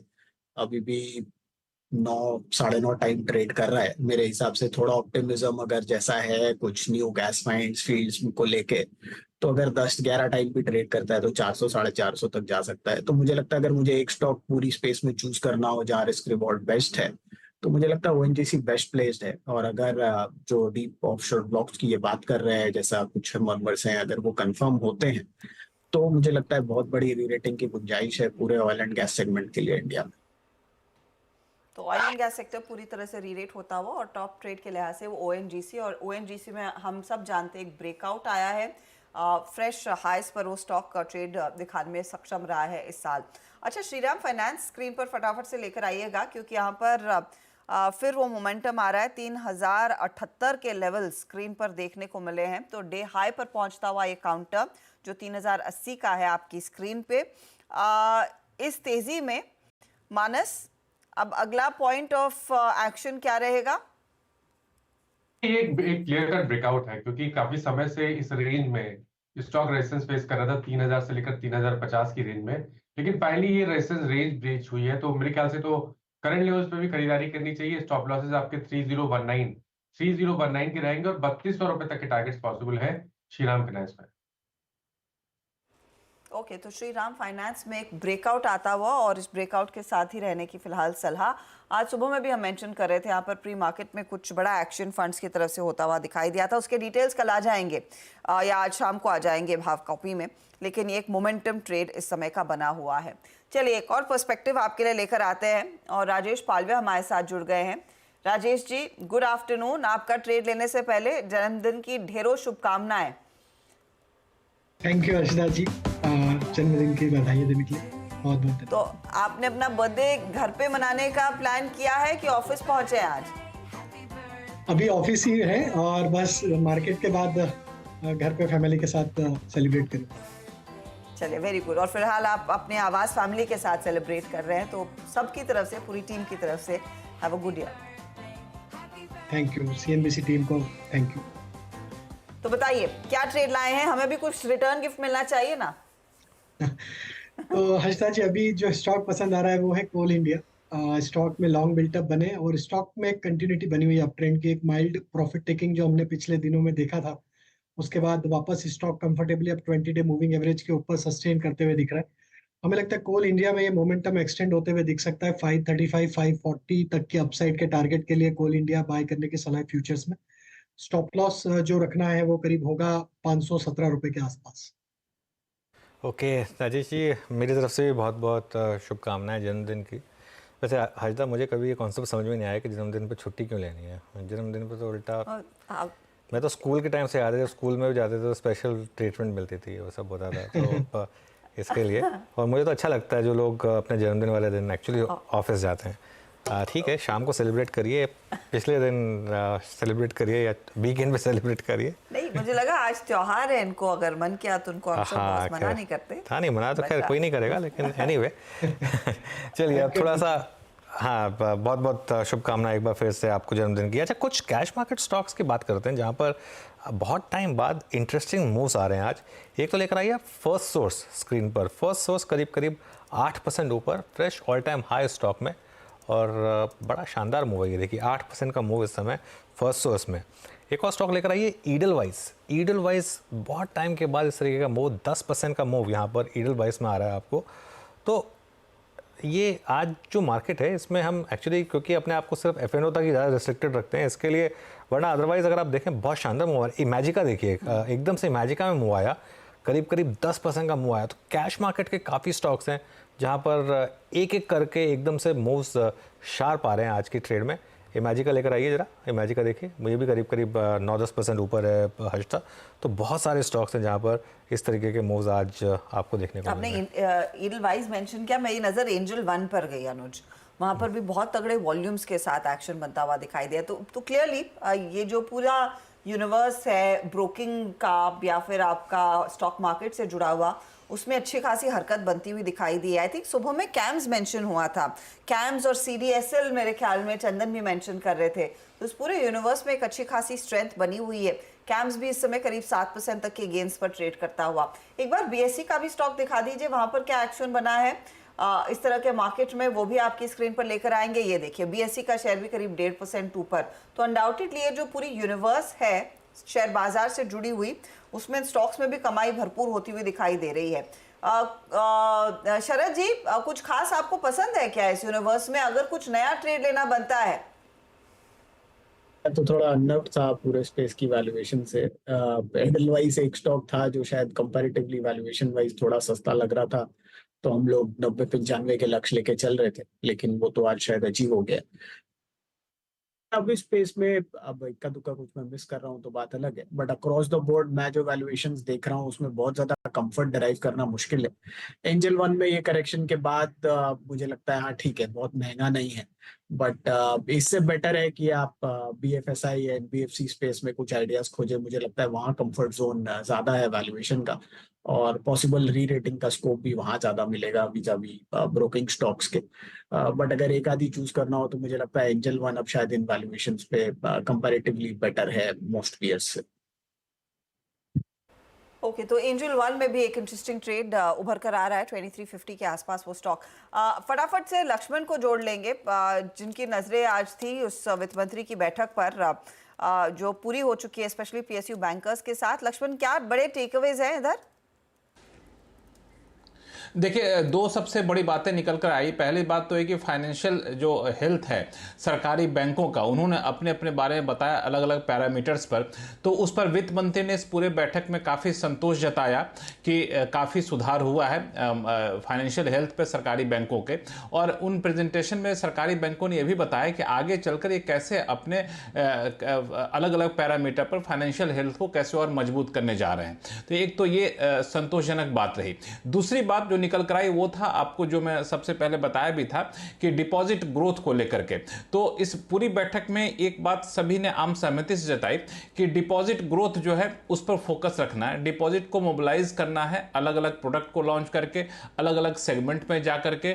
और बैंकों को नसीहत दी गई कि आप भी कुछ नए प्रोडक्ट, कुछ इनोवेटिव प्रोडक्ट को निकालिए ताकि डिपॉजिट जो है उसमें फिर से रफ्तार पकड़ सके। हालांकि ये भी माना गया कि वैसी स्थिति नहीं है कि चिंता करने वाली कोई बात है, लेकिन चूंकि क्रेडिट ग्रोथ डिपॉजिट ग्रोथ से थोड़ा सा आगे निकल गया है, तो बैलेंस करने के लिए हमें डिपॉजिट मोबिलाइजेशन पर ध्यान देना होगा। ये बातें निकल कर आई। इन सब के अलावा तीन और मुद्दे थे जिस पे चर्चा हुई। एक तो बैड लोन लेकर के जो एसेट रिकंस्ट्रक्शन कंपनी है NARCL वो लेती है, तो उससे पूछा है कि आखिर आपने जो बैड लोन लिया है उसका निस्तारण कैसे कर रहे हैं, उससे कितना फायदा हो रहा है, कितनी प्रॉपर्टी बेच पा रहे हैं। ये एक मुख्य मुद्दा था। और आखिरी मुद्दा यह था कि जो अलग अलग सरकारी स्कीम चल रही है, PM किसान योजना, PM आवास योजना, इस तरह की जो स्कीम चल रही है उसमें बैंक जो अपना क्रेडिट देते हैं वो किस तरह से दे रहे हैं, क्या चुनौतियां आ रही हैं। तो इसको लेकर यहाँ पे बैठक में डिटेल चर्चा हुई और बैठक करीब अब से 40 मिनट पहले खत्म हो गई है। अब एक दूसरी बैठक रीजनल रूरल बैंक के साथ चल रही वित्त मंत्री की, उसमें 7 अलग अलग मुद्दे हैं, उस पर चर्चा हो रही है। शुक्रिया लक्ष्मण इस अपडेट के लिए। ऑफ कोर्स शाम को लक्ष्मण वो सारी चीज़ें और समराइज करके आपके लिए पेश करेंगे कि रूरल बैंकों के साथ क्या प्राथमिकता थी चर्चा की, और ऑफ कोर्स PSU बैंकों की चर्चा के अंश इन्होंने हमें ज़रूर बताए हैं। शुक्रिया लक्ष्मण। चलिए इस बीच बात करते हैं मोतीलाल ओसवाल म्यूचुअल फंड की, जहां पर एक एनुअल दरअसल इन्वेस्टर्स कॉन्फ्रेंस चल रही है, यानी कि मोतीलाल ओसवाल मैजिक के नाम से ये, और इस कॉन्फ्रेंस का 20th एडिशन है। आज इसकी शुरुआत हुई है, 23 तारीख तक ये दरअसल कॉन्फ्रेंस चलेगी। नए उभरते ट्रेंड्स, कई थीम्स एक्सेट्रा पर बातचीत हो रही है। तो इस समय वहाँ का एक मूड चेक ले लेते हैं। हमारे साथ रजत राजगढ़िया जुड़ रहे हैं जो CEO हैं institutional equities. Rajat, good afternoon, congratulations on the 20th edition. अगर वेरी क्विकली मुझे एक अंदाजा दे सके, एक मूड चेक दे सके, कितने निवेशकों ने पार्टिसिपेट किया है, कितने कॉर्पोरेट्स वहां पर मौजूद हैं, और एक ब्रॉडर थीम क्या उभर कर आई है इस एडिशन में? धन्यवाद। इस कॉन्फ्रेंस में जो हमारा 20वां साल है, तकरीबन 200 से ज़्यादा कंपनीज, 1100 से ज़्यादा इन्वेस्टर्स एंड 3 दिनों में हम 18,000 से ऊपर मीटिंग्स कर रहे हैं। हर दिन 50 से 60 से ज़्यादा कंपनीज इन्वेस्टर्स को मिल रही है, और चाहे वो इन्वेस्टर्स अक्रॉस द ग्लोब हो, इंडिया के बड़े फंड्स हो, AIFs हो, फैमिली ऑफिसेज हो, हम हमारे कॉन्फ्रेंस में हर तरीके के इन्वेस्टर को रिप्रेजेंट करवाते हैं। अगर आप इस साल का एक मेजर थीम देखें तो आज मार्केट्स अपने सबसे हाईएस्ट स्तर पर है, एंड दुनिया में इंडिया का जो पूरा मार्केट पोजीशनिंग है वो पिछले 2-3 सालों में बहुत ज़्यादा बेहतर हो गया है। आज सारे इन्वेस्टर्स यही कोशिश कर रहे हैं समझने की कि यहाँ से ग्रोथ कौन लीड करेगा, चाहे वो बड़े सेक्टर्स हो, मिड कैप्स हो। पहला ये, दूसरा, जितने फॉरेन इन्वेस्टर्स आए हैं इस कॉन्फ्रेंस में, वो ये समझना चाहते हैं कि डोमेस्टिक इन्वेस्टर का जो इतना बड़ा फ्लो आ रहा है उसका सस्टेनेबिलिटी क्या है। एंड तीसरा, जिस हिसाब से मार्केट में सप्लाई बिल्ड हो रही है, IPO, QIP, stake sales, right, उन सब से मार्केट पे क्या प्रभाव होगा, ये एक तीसरी थीम है जो इन्वेस्टर्स समझना चाहते हैं। दूसरी थीम आपने मेंशन की, मुझे बड़ा इंटरेस्टिंग लगा कि FIIs जो भारतीय बाजार में इतने बड़े पार्टिसिपेंट्स नहीं रहे हैं, वो ये पूछ रहे हैं कि डोमेस्टिक इंस्टीट्यूशनल इन्वेस्टर्स के हाथ जो पैसे लग रहे हैं वो कितने सस्टेनेबल है। क्या उनकी तरफ से, FIIs की तरफ से कोई इंडिकेशन आया है कि वो भारतीय बाजार को इस समय कैसे वैल्यू कर रहे हैं? उनकी तरफ से कब वो पार्टिसिपेशन बढ़ चढ़ कर आता हुआ दिखाई देगा? सो देखिए, FIIs को आप दो कैटेगरी में बांट सकते हो। एक जो बहुत एक्टिव मनी मैनेज करते हैं और इंडिया पे व्यू बना रहे हैं, मुझे लगता है उस कैटेगरी के इन्वेस्टर्स काफ़ी पॉजिटिव है और वो पार्टिसिपेट भी कर रहे हैं। एंड दूसरी कैटेगरी के इन्वेस्टर्स हैं जो global emerging market flows manage करते हैं, या ETFs है या पैसिव फंड है। जिस हिसाब से आप इमर्जिंग मार्केट में, चाइना में या रेस्ट ऑफ द वर्ल्ड में जो भी आउटफ्लो देख रहे हो, उसकी हिस्सेदारी में इंडिया को भी पार्टिसिपेट करना पड़ता है। तो वहाँ पर मुझे लगता है कि उस कैटेगरी के इन्वेस्टर्स में आप आउटफ्लो ज़्यादा देख रहे हो, और जो लोग कोर इंडिया मनी मैनेज करते हैं या एक्टिवली मैनेज करते हैं, उनका व्यू ज़्यादा पॉजिटिव है, तो वहाँ पर आपको इन्फ्लोस दिखेगा। तो ये एक जो टसल है बिटवीन एक्टिव मनी मैनेजर और ग्लोबल मैनेजर, जब तक ये सेटल नहीं होगा तब तक आप आउटफ्लोज देखोगे। अदरवाइज आने वाले महीनों सालों में आपको ये FII फ्लो केवल पॉजिटिव ही होता दिखेगा। ये जो रीसेंट लिस्टिंग्स हुई हैं, और लकीली इस बारी IPOs स्पेशली न्यू इकोनॉमी कंपनियों के फेवर में गए हैं, चाहे वो फर्स्ट क्राई हो, यूनिकॉमर्स हो या फिर ओला इलेक्ट्रिक हो। आई एम श्योर इसको लेकर काफ़ी क्यूरियोसिटी होगी। क्या इन लेवल्स पर भी निवेशक इंटरेस्टेड है, स्पेशली ओला इलेक्ट्रिक जैसी एक एब्सोल्युटली नई थीम और एक प्योर प्ले EV स्टोरी को लेकर? देखिए, IPO मार्केट में जब भी हम इनिशियल लिस्टिंग देखते हैं तो एक अलग कैटेगरी के इन्वेस्टर्स भी होते हैं। वहाँ पर कुछ लोग थीम को ज़्यादा अच्छी तरह समझते हैं, अर्ली पोजीशनिंग करते हैं। थोड़ा सा आपको टाइम देना पड़ेगा इन्वेस्टर्स को इन सारी कंपनीज के बिजनेस मॉडल को समझने में। अगर आप 3 साल पहले भी देखें, 2 साल पहले भी देखें, तो काफ़ी न्यू एज कंपनीज लिस्ट हुई थी और सब ऊपर गई थी। उसके बाद एक डाउनफॉल आया जब काफ़ी कंपनीज में बड़ा करेक्शन आया। बट जैसे जैसे बिजनेस मैच्योरिटी, इन्वेस्टर मैच्योरिटी आई इन बिजनेसेस के ऊपर, आपने देखा कुछ कंपनीज नीचे से काफ़ी अच्छा अप्रिशिएट किए। तो मुझे लगता है यहाँ पर आपको समय ज़्यादा देना पड़ेगा टू डिसाइड कि कौन सा मॉडल विनर है। तो हर कोई विनर नहीं होगा, पर जो विनर होगा उस पर आपको इन्वेस्टर का बेट काफ़ी अच्छा दिखेगा। रजत जी, एक बड़ा टेक अवे फिर कोई सेक्टोरल थीम के लिहाज से क्या उभर कर आया है? क्योंकि ऑफ कोर्स डे 1 है, 2 दिन में आप और निवेशकों से और मैनेजमेंट से बातचीत करेंगे, लेकिन एक अंदाजा अगर हमें दे सके जो मैनेजमेंट्स भी पार्टिसिपेट कर रहे हैं। सो देखिए, मैं आपको 3 इम्पोर्टेंट थीम्स देता हूँ या क्वेश्चंस देता हूँ जो लोग समझना चाहते हैं। पहला, पिछले साल के कॉन्फ्रेंस से अभी तक में अगर आप मैन्युफैक्चरिंग सेक्टर में रिटर्न्स देखें तो बहुत बड़ा बना है। सो अभी लोग ये समझना चाहते हैं कि स्टॉक प्राइसेस में तो रिटर्न अच्छा बन गया है, अर्निंग्स ग्रोथ कैसी आएगी, ये एक बहुत इंपॉर्टेंट क्वेश्चन है। दूसरा, फाइनेंशियल्स जो अभी तक एक तरीके से थोड़ा सा मार्केट को लैग किया है, इसमें डिपॉजिट ग्रोथ चैलेंजेस और कब तक रहेगी, यही आंसर लोग बड़े बैंकों से जानना चाहते हैं।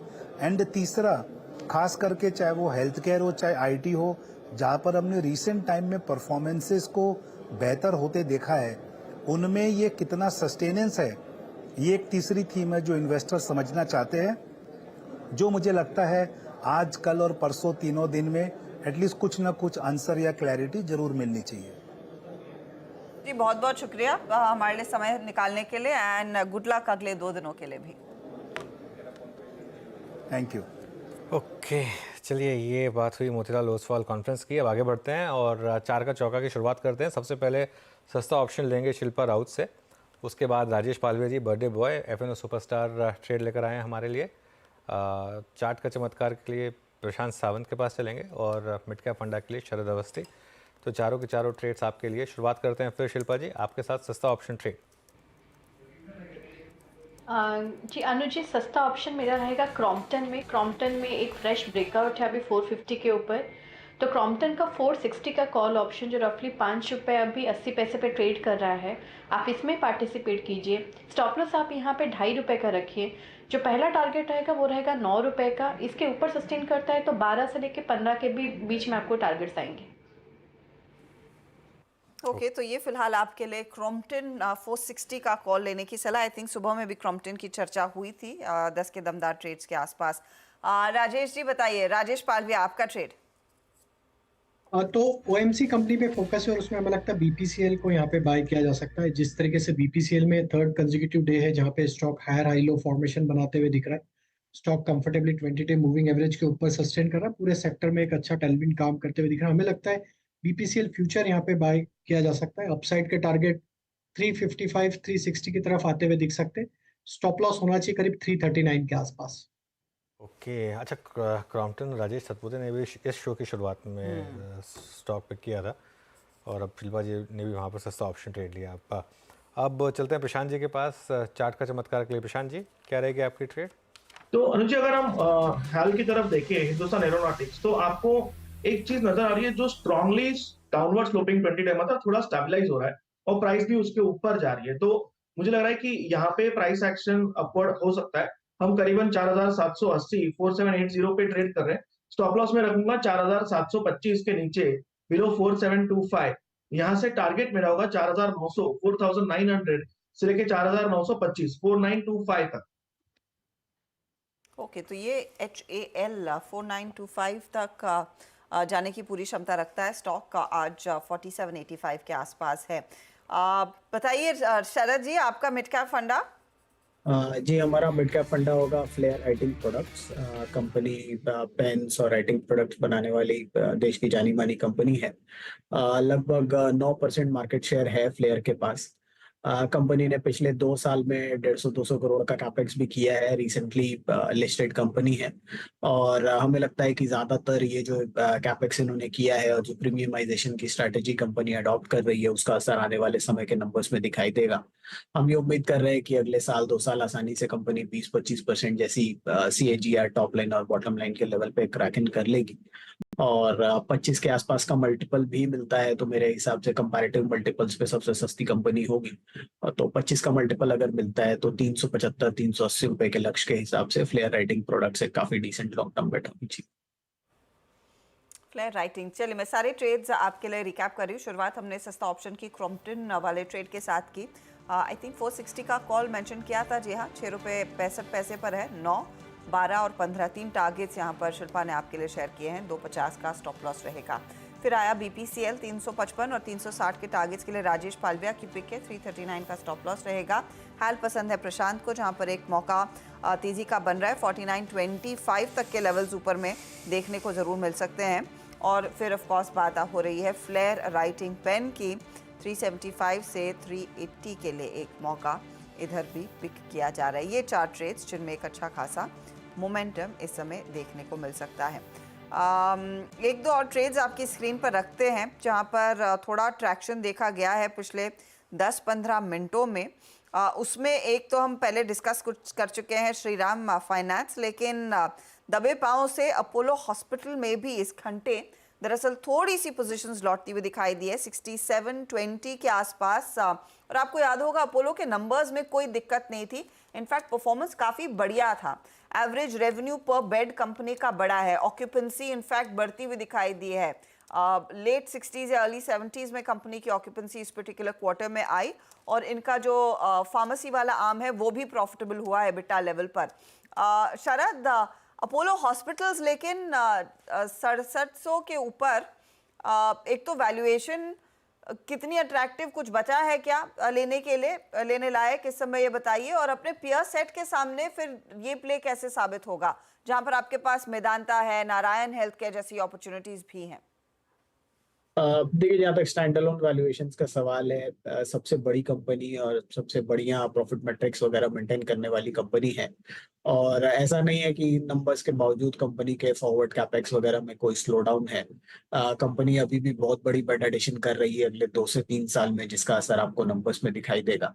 वैल्यूएशंस लगभग 40-45 टाइम फॉरवर्ड है, बट मुझे लगता है कि ये एक सेफ बिजनेस है और अपोलो एक एस्टैब्लिश्ड मॉडल है अक्रॉस इंडिया। हालांकि कुछ आप कंसंट्रेशन बोल सकते हैं कि चेन्नई के साइड, चेन्नई वाले हॉस्पिटल के साइड से है, बट बाकी हॉस्पिटल्स में भी जिस तरीके से कंपनी ने रेकअप किया है और जितनी रिक्वायरमेंट है हमारे देश में बढ़िया हेल्थ केयर की, तो मुझे लगता है अपोलो के पास अभी भी गुंजाइश है और लगातार इम्प्रूवमेंट कंपनी कर रही है। जो क्लिनिक्स वाला बिजनेस है वो भी ठीक ठाक चल रहा है, प्लस फार्मेसी वाला जो आउटलेट्स हैं वहां पे भी ठीक ठाक ग्रोथ है। नहीं तो बायस तो है तेजी का, बीच में यहाँ पर थोड़ा सा कनेक्शन फॉल्टर कर गया है। मानस, कोई ट्रेड देना चाहेंगे अपोलो पर करंट लेवल्स पे, क्योंकि डे लो से बहुत तगड़ी रिकवरी स्टॉक ने दिखाई आज। देखिए, ब्रेकआउट 2 दिन पहले देखने को मिला था, लेकिन वहां पर स्टॉक सस्टेन नहीं हो पाया था। जब प्रॉफिट बुकिंग देखने को मिली तो स्टॉक 20-डे मूविंग एवरेज के नीचे नहीं गया। मेरे ख्याल से अंडरटोन बुलिश बना हुआ है। एक पोजीशन ट्रेड लेना बेहतर रहेगा, जहां आप करंट लेवल्स पे अपोलो हॉस्पिटल्स पे खरीदारी कर सकते हैं। 6650 के नीचे स्टॉप लॉस लगा के खरीदारी करिए और कम से कम 6900 के टारगेट सेट करिए। ओके, मीनवाइल वोल्टास फिर से फ्रेश इंटरडे हाई पर, करीब 1600 के ऊपर 5% ऊपर ये स्टॉक इस समय चलता हुआ। ग्लेनमार्क भी डे हाई पर आया, ग्लेनमार्क में भी 4% का मूव्स और पिछले कुछ मिनटों में अच्छे मूव्स आ रहे हैं वेदांता में। एक बार वेदांता का चार्ट लेकर आइए स्क्रीन पर। वेदांता अब डे हाई पर। टाटा स्टील की बात की थी मैंने, टाटा स्टील की हमने स्पॉटिंग की थी, टाटा स्टील भी डे हाई पर आया, वेदांता भी इस समय डे हाई पर आया। दोनों के दोनों स्टॉक्स इस समय अच्छे मोमेंटम में। शिल्पा जी, वेदांता कोई व्यू है क्या स्टॉक पर? जी बिल्कुल, वेदांता या फिर आप पूरा अगर मेटल्स पैक भी देखेंगे तो भी उसमें बहुत अच्छा मूवमेंट है। लेकिन वेदांता अगर आप देखेंगे 442 पे, मुझे लगता है स्टॉक अभी के लिए फ्रेश बाइंग के लिए आई नॉट रिकमेंड, बिकॉज 445 470 पे एक रेजिस्टेंस है, इसके ऊपर फिर 460 पे भी रेजिस्टेंस है। अगर किसी को लेना है थोड़ा पोजिशनल व्यू के लिए तो 420 एक इसका एक पोजिशनल सपोर्ट है, तो यू कैन एक्यूमुलेट। लेकिन ये जो रेजिस्टेंस लेवल से ये डेफिनेटली थोड़ा प्ले में आएंगे, तो उसके हिसाब से anybody wants to trade they can, otherwise wait कीजिए। अगर डिक्लाइन मिलता है टूवर्ड्स 430 तो विद स्टॉप लॉस ऑफ 420 आप इसमें लॉन्ग जा सकते हैं। ओके, वेदांता में एक लॉन्ग जाने का कॉल, 3% ऊपर वो काउंटर इस समय ट्रेड कर रहा है। चलिए एक काम करते हैं, लेंगे एक ब्रेक के बाद एक और इंटरेस्टिंग मुद्दे पर चर्चा होगी जिस पर ब्रोकरेज रिपोर्ट्स भी आने लगी हैं। आपको याद होगा फ्राइडे को मार्केट बंद होने के बाद इलेक्शन कमीशन की कॉन्फ्रेंस थी और उन्होंने विधानसभा चुनावों की कुछ डेट्स अनाउंस की। इसमें से हालांकि महाराष्ट्र की डेट अभी तक नहीं आई है, लेकिन बाजार इसी राज्य के चुनाव को लेकर सबसे ज़्यादा इंटरेस्टेड है। तो इस चुनाव का क्या इम्पैक्ट पड़ता हुआ दिखाई देगा देश की पॉलिटिकल सिचुएशन पर, उस पर भी चर्चा करेंगे। मक्वारी की रिपोर्ट आई है, वो एग्जैक्टली क्या कह रहे हैं उस पर सुमित को जोड़ेंगे, लेकिन इस ब्रेक के बाद।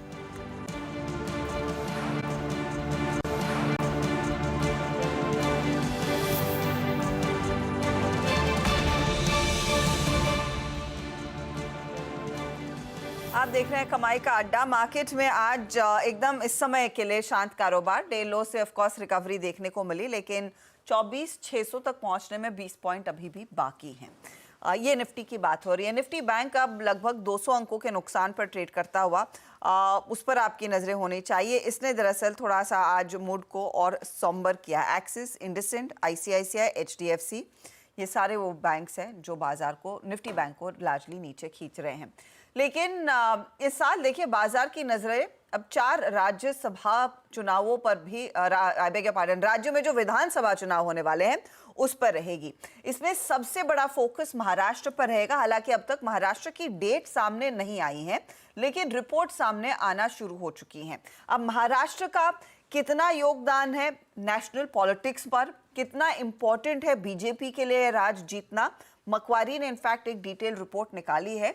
सुमित हमारे साथ है। सुमित, इंतजार तो हम सब कर ही रहे हैं उन डेट्स का, लेकिन बताइए मक्वारी अपनी रिपोर्ट में क्या रहा है?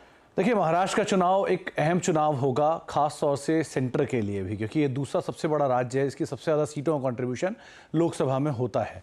तो पहले तो इस चुनाव का जो मुकाबला है वो किस तरह का होगा। महायुति, जो कि बीजेपी, शिवसेना, एनसीपी अजीत पवार वाले, और महाविकास अघाड़ी जिसमें कांग्रेस, शिवसेना उद्धव ठाकरे एंड एनसीपी शरद पवार। तो ये दो इम्पॉर्टेंट पार्टीज़ हैं जो कि यहाँ पे कंटेस्ट करने वाली हैं, और इन पार्टी से रिलेटेड यहाँ पर आउटकम आते हुए दिखाई पड़ेंगे। तो बहुत कुछ फेरबदल होगा इन चीज़ों को लेकर।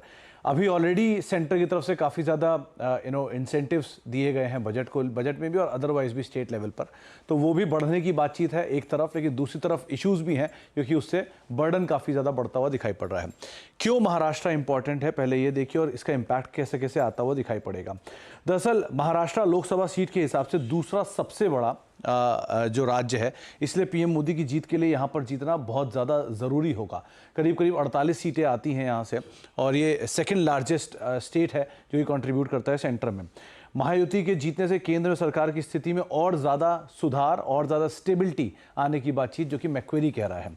महाराष्ट्र क्यों ज़रूरी है? दरअसल महाराष्ट्र ना केवल सीट्स के लिहाज से बल्कि फाइनेंशियली भी, फाइनेंशियल कैपिटल ऑब्वियसली मुंबई तो है ही, लेकिन बाकी भी बहुत कुछ इंपॉर्टेंट है यहाँ से। सीटों के लिहाज से दूसरा सबसे बड़ा राज्य है। देश की कुल जीडीपी का करीब 13 से लेकर 14% के आसपास का हिस्सा अकेले महाराष्ट्र से आता है। देश के औसत 30% से ज़्यादा, यानी जो पर कैपिटा एवरेज है इंडिया का, उससे 30% ज़्यादा अकेला महाराष्ट्र की तरफ से एवरेज है। कुल एक्सपोर्ट का 16% हिस्सा जो है वो महाराष्ट्र से आता हुआ दिखाई पड़ता है। जो भी रजिस्टर्ड स्टार्टअप्स है इंडिया में, उसका 19% हिस्सा अकेले महाराष्ट्र से आता हुआ दिखाई पड़ता है। म्यूचुअल फंड इंडस्ट्री का करीब करीब 40% AUM अकेला महाराष्ट्र के अंदर है, और उसके अलावा देश में सबसे ज़्यादा FDI भी, उसमें भी महाराष्ट्र का नाम शुमार है। तो फाइनेंशियली बहुत ज़्यादा इम्प्लीकेशन इस स्टेट की है, इसलिए भी मैक्वेरी ने इसके ऊपर एक अलग से रिपोर्ट निकाली है। उनका ये भी कहना है क्योंकि जिस तरह से राज्य का जो अभी फ्रीबीज बांटे गए हैं, उसके लिहाज से अगर देखा जाए तो राज्य का जो वित्तीय घाटा है वो शायद 3% के पार निकलता हुआ दिखाई पड़ सकता है, जो कि अभी ऑलरेडी 2.5% है, लेकिन इस फ्रीबीज के चलते शायद 3.5% के पार निकल सकता है। FY25 के लिए राज्य बजट में करीब करीब 2.5% वित्तीय घाटे का एक अनुमान लगाकर चला जा रहा है, और अगर 3% का वित्तीय घाटा जैसी स्थितियां आती हैं तो शायद केपेक्स के अंदर गोइंग फॉरवर्ड कटौती आते हुए दिखाई पड़ सकती है, या हो सकता है फ्री बीज और ज़्यादा बांटने का स्कोप ना भी बचे। इसलिए बहुत टाइट रोप है, और उस टाइट रोप के बीच में अगर कुछ भी आता है तो वो सेंटर के लिए बहुत इंपॉर्टेंट रहेगा। इसलिए एक नई रिपोर्ट मैक्वेरी ने निकाली है महाराष्ट्र चुनाव पर, जिसके ऊपर आपको अदरवाइज भी नजर रखनी होगी। बिल्कुल सुमित, बहुत बहुत शुक्रिया। तो खैर महाराष्ट्र इलेक्शंस का बड़ा इम्पैक्ट, ध्यान रखिएगा।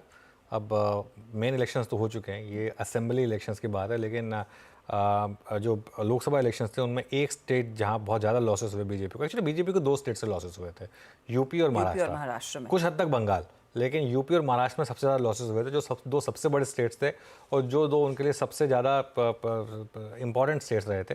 तो उस हिसाब से इस विधानसभा के चुनाव में क्या होगा वो बहुत ज़रूरी होगा, और विधानसभा के चुनाव का आगे जाके राज्यसभा के अरिथमेटिक पर फर्क पड़ता है आगे जाकर, तो उससे भी एक थोड़ा सा इम्पैक्ट रहेगा। तो इसके लिए बहुत क्रूशल इलेक्शन रहने वाला है ये वाला। जी हाँ, ये एक बड़ा crucial election, and I am sure आगे कुछ और ब्रोकरेजेस के भी इस पर रिपोर्ट्स आते दिखाई देंगे। शुक्रिया सुमित इस अपडेट के लिए, लेकिन ये एक इंटरेस्टिंग रिपोर्ट जो मैक्वेरी ने आपके आज पेश की है और सुमित ने आपके लिए हाईलाइट की।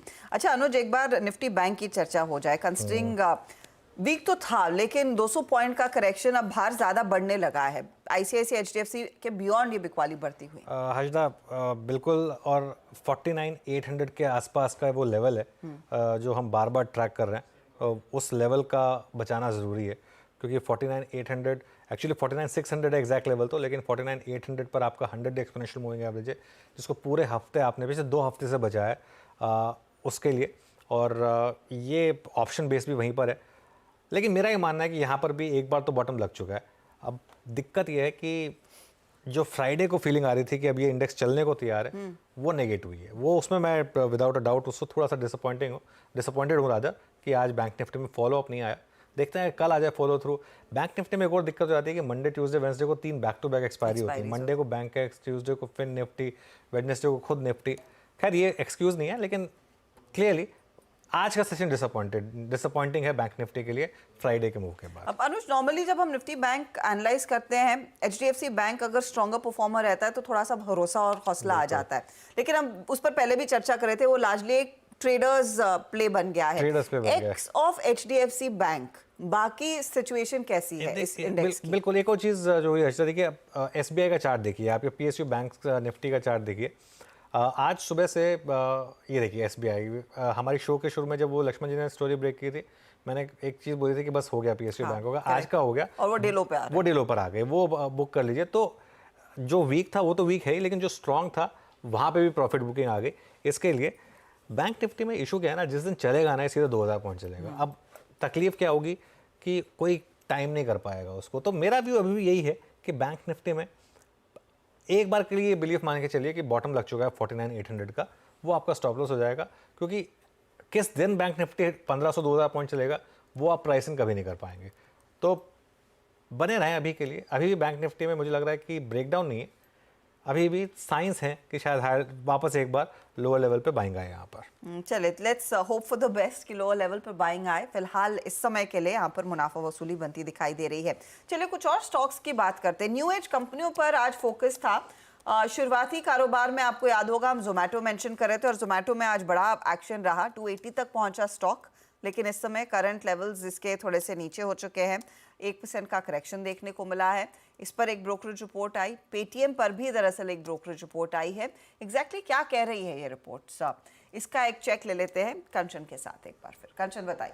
जी, तो यूबीएस ने खरीदारी की राय दी है और लक्ष्य 260 से बढ़ा के 320 कर दिया है। क्वार्टर वन में अगर हम रिजल्ट की तरफ नजर डालें तो अच्छे नतीजे हमें देखने को मिले हैं। जीएमवी ग्रोथ जो है वो भी अपसाइड पे देखने को मिली है। फूड डिलीवरी सेगमेंट में हम अगर देखें तो 27% का अपसाइड देखने को मिला है। क्विक कॉमर्स की बात करी जाए, फूड डिलीवरी की बात करी जाए, इनकी मार्जिन्स भी कहीं ना कहीं अच्छे आते हुए दिखाई दिए हैं और पॉजिटिव गाइडेंस को लेकर मैनेजमेंट का जो भरोसा है वो बरकरार है। फिस्कल ईयर 26 से लेकर 28 में जो क्विक कॉमर्स है उसमें माना जा रहा है कि 20 से 30% का अपसाइड देखा जा सकता है और फूड डिलीवरी सेगमेंट में हमें 2 to 3% का अपसाइड देखने की उम्मीद भी जताई जा रही है। अगर इस टाइम पे बात करें इस सेक्टर की बाकी कंपनियों की, तो वहाँ पे जो इनका EV बाय एबिटा है वो कहीं ना कहीं 30x में बना हुआ है, लेकिन यहाँ पे अगर हम जोमेटो की बात करें तो ये 35x पे है, जिससे ये भी माना जा रहा है कि जो करंट वैल्यूएशन पे ये थोड़ा सा महंगा नजर आ रहा है। एट द सेम टाइम अगर हम बात करें पेटीएम की, तो प्लेटफॉर्म के इंट्रिंसिक वैल्यू और पोटेंशियल अपसाइड सिनेरियो पर बाजार के अंदर वापस से चर्चा शुरू हो गई है। कंपनी के लिए वैल्यू क्रिएशन के रास्ते में जो करंट फॉर्मेट है इस पे चलना काफ़ी ज़्यादा ज़रूरी माना जा रहा है। अब अगर इनको वैल्यू क्रिएशन करना है तो इनके पास दो तरीके हैं। सबसे पहला तरीका तो ये है कि ये कोई कॉर्पोरेट पेरेंट ढूंढे जिसके चलते वहाँ पे इनको रेगुलेटरी ओवरहैंग से छुटकारा पाने में मदद मिल सके। साथ ही साथ ये किसी बैंक या फिर NBFC के साथ अपना मर्जर कर ले ताकि आगे फुल वैल्यू क्रिएशन में इनको एक अच्छा खासा फायदा देखने को मिल सके। शुक्रिया कंचन इस अपडेट के लिए। ये मेरे को सबसे दिलचस्प चीज़ रही कि बर्नस्टीन शायद उनको नसीहत दे रहा है कि आप या तो एक बैंक को पकड़िए या फिर NBFC को पकड़िए।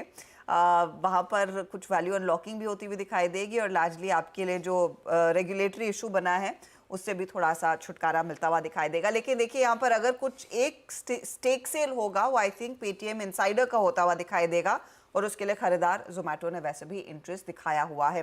दोनों स्टॉक्स पर एक व्यू ले लेते हैं। राजेश पालविया जी, आप अगर ट्रैक करते हो, एक तो पेटीएम यहाँ पर फिर से कुछ थोड़ी बहुत फंड्स की भी पिछले हफ्ते हम मेंशन कर रहे थे खरीदारी हुई है और इस रिपोर्ट का आना 600 का टारगेट देना।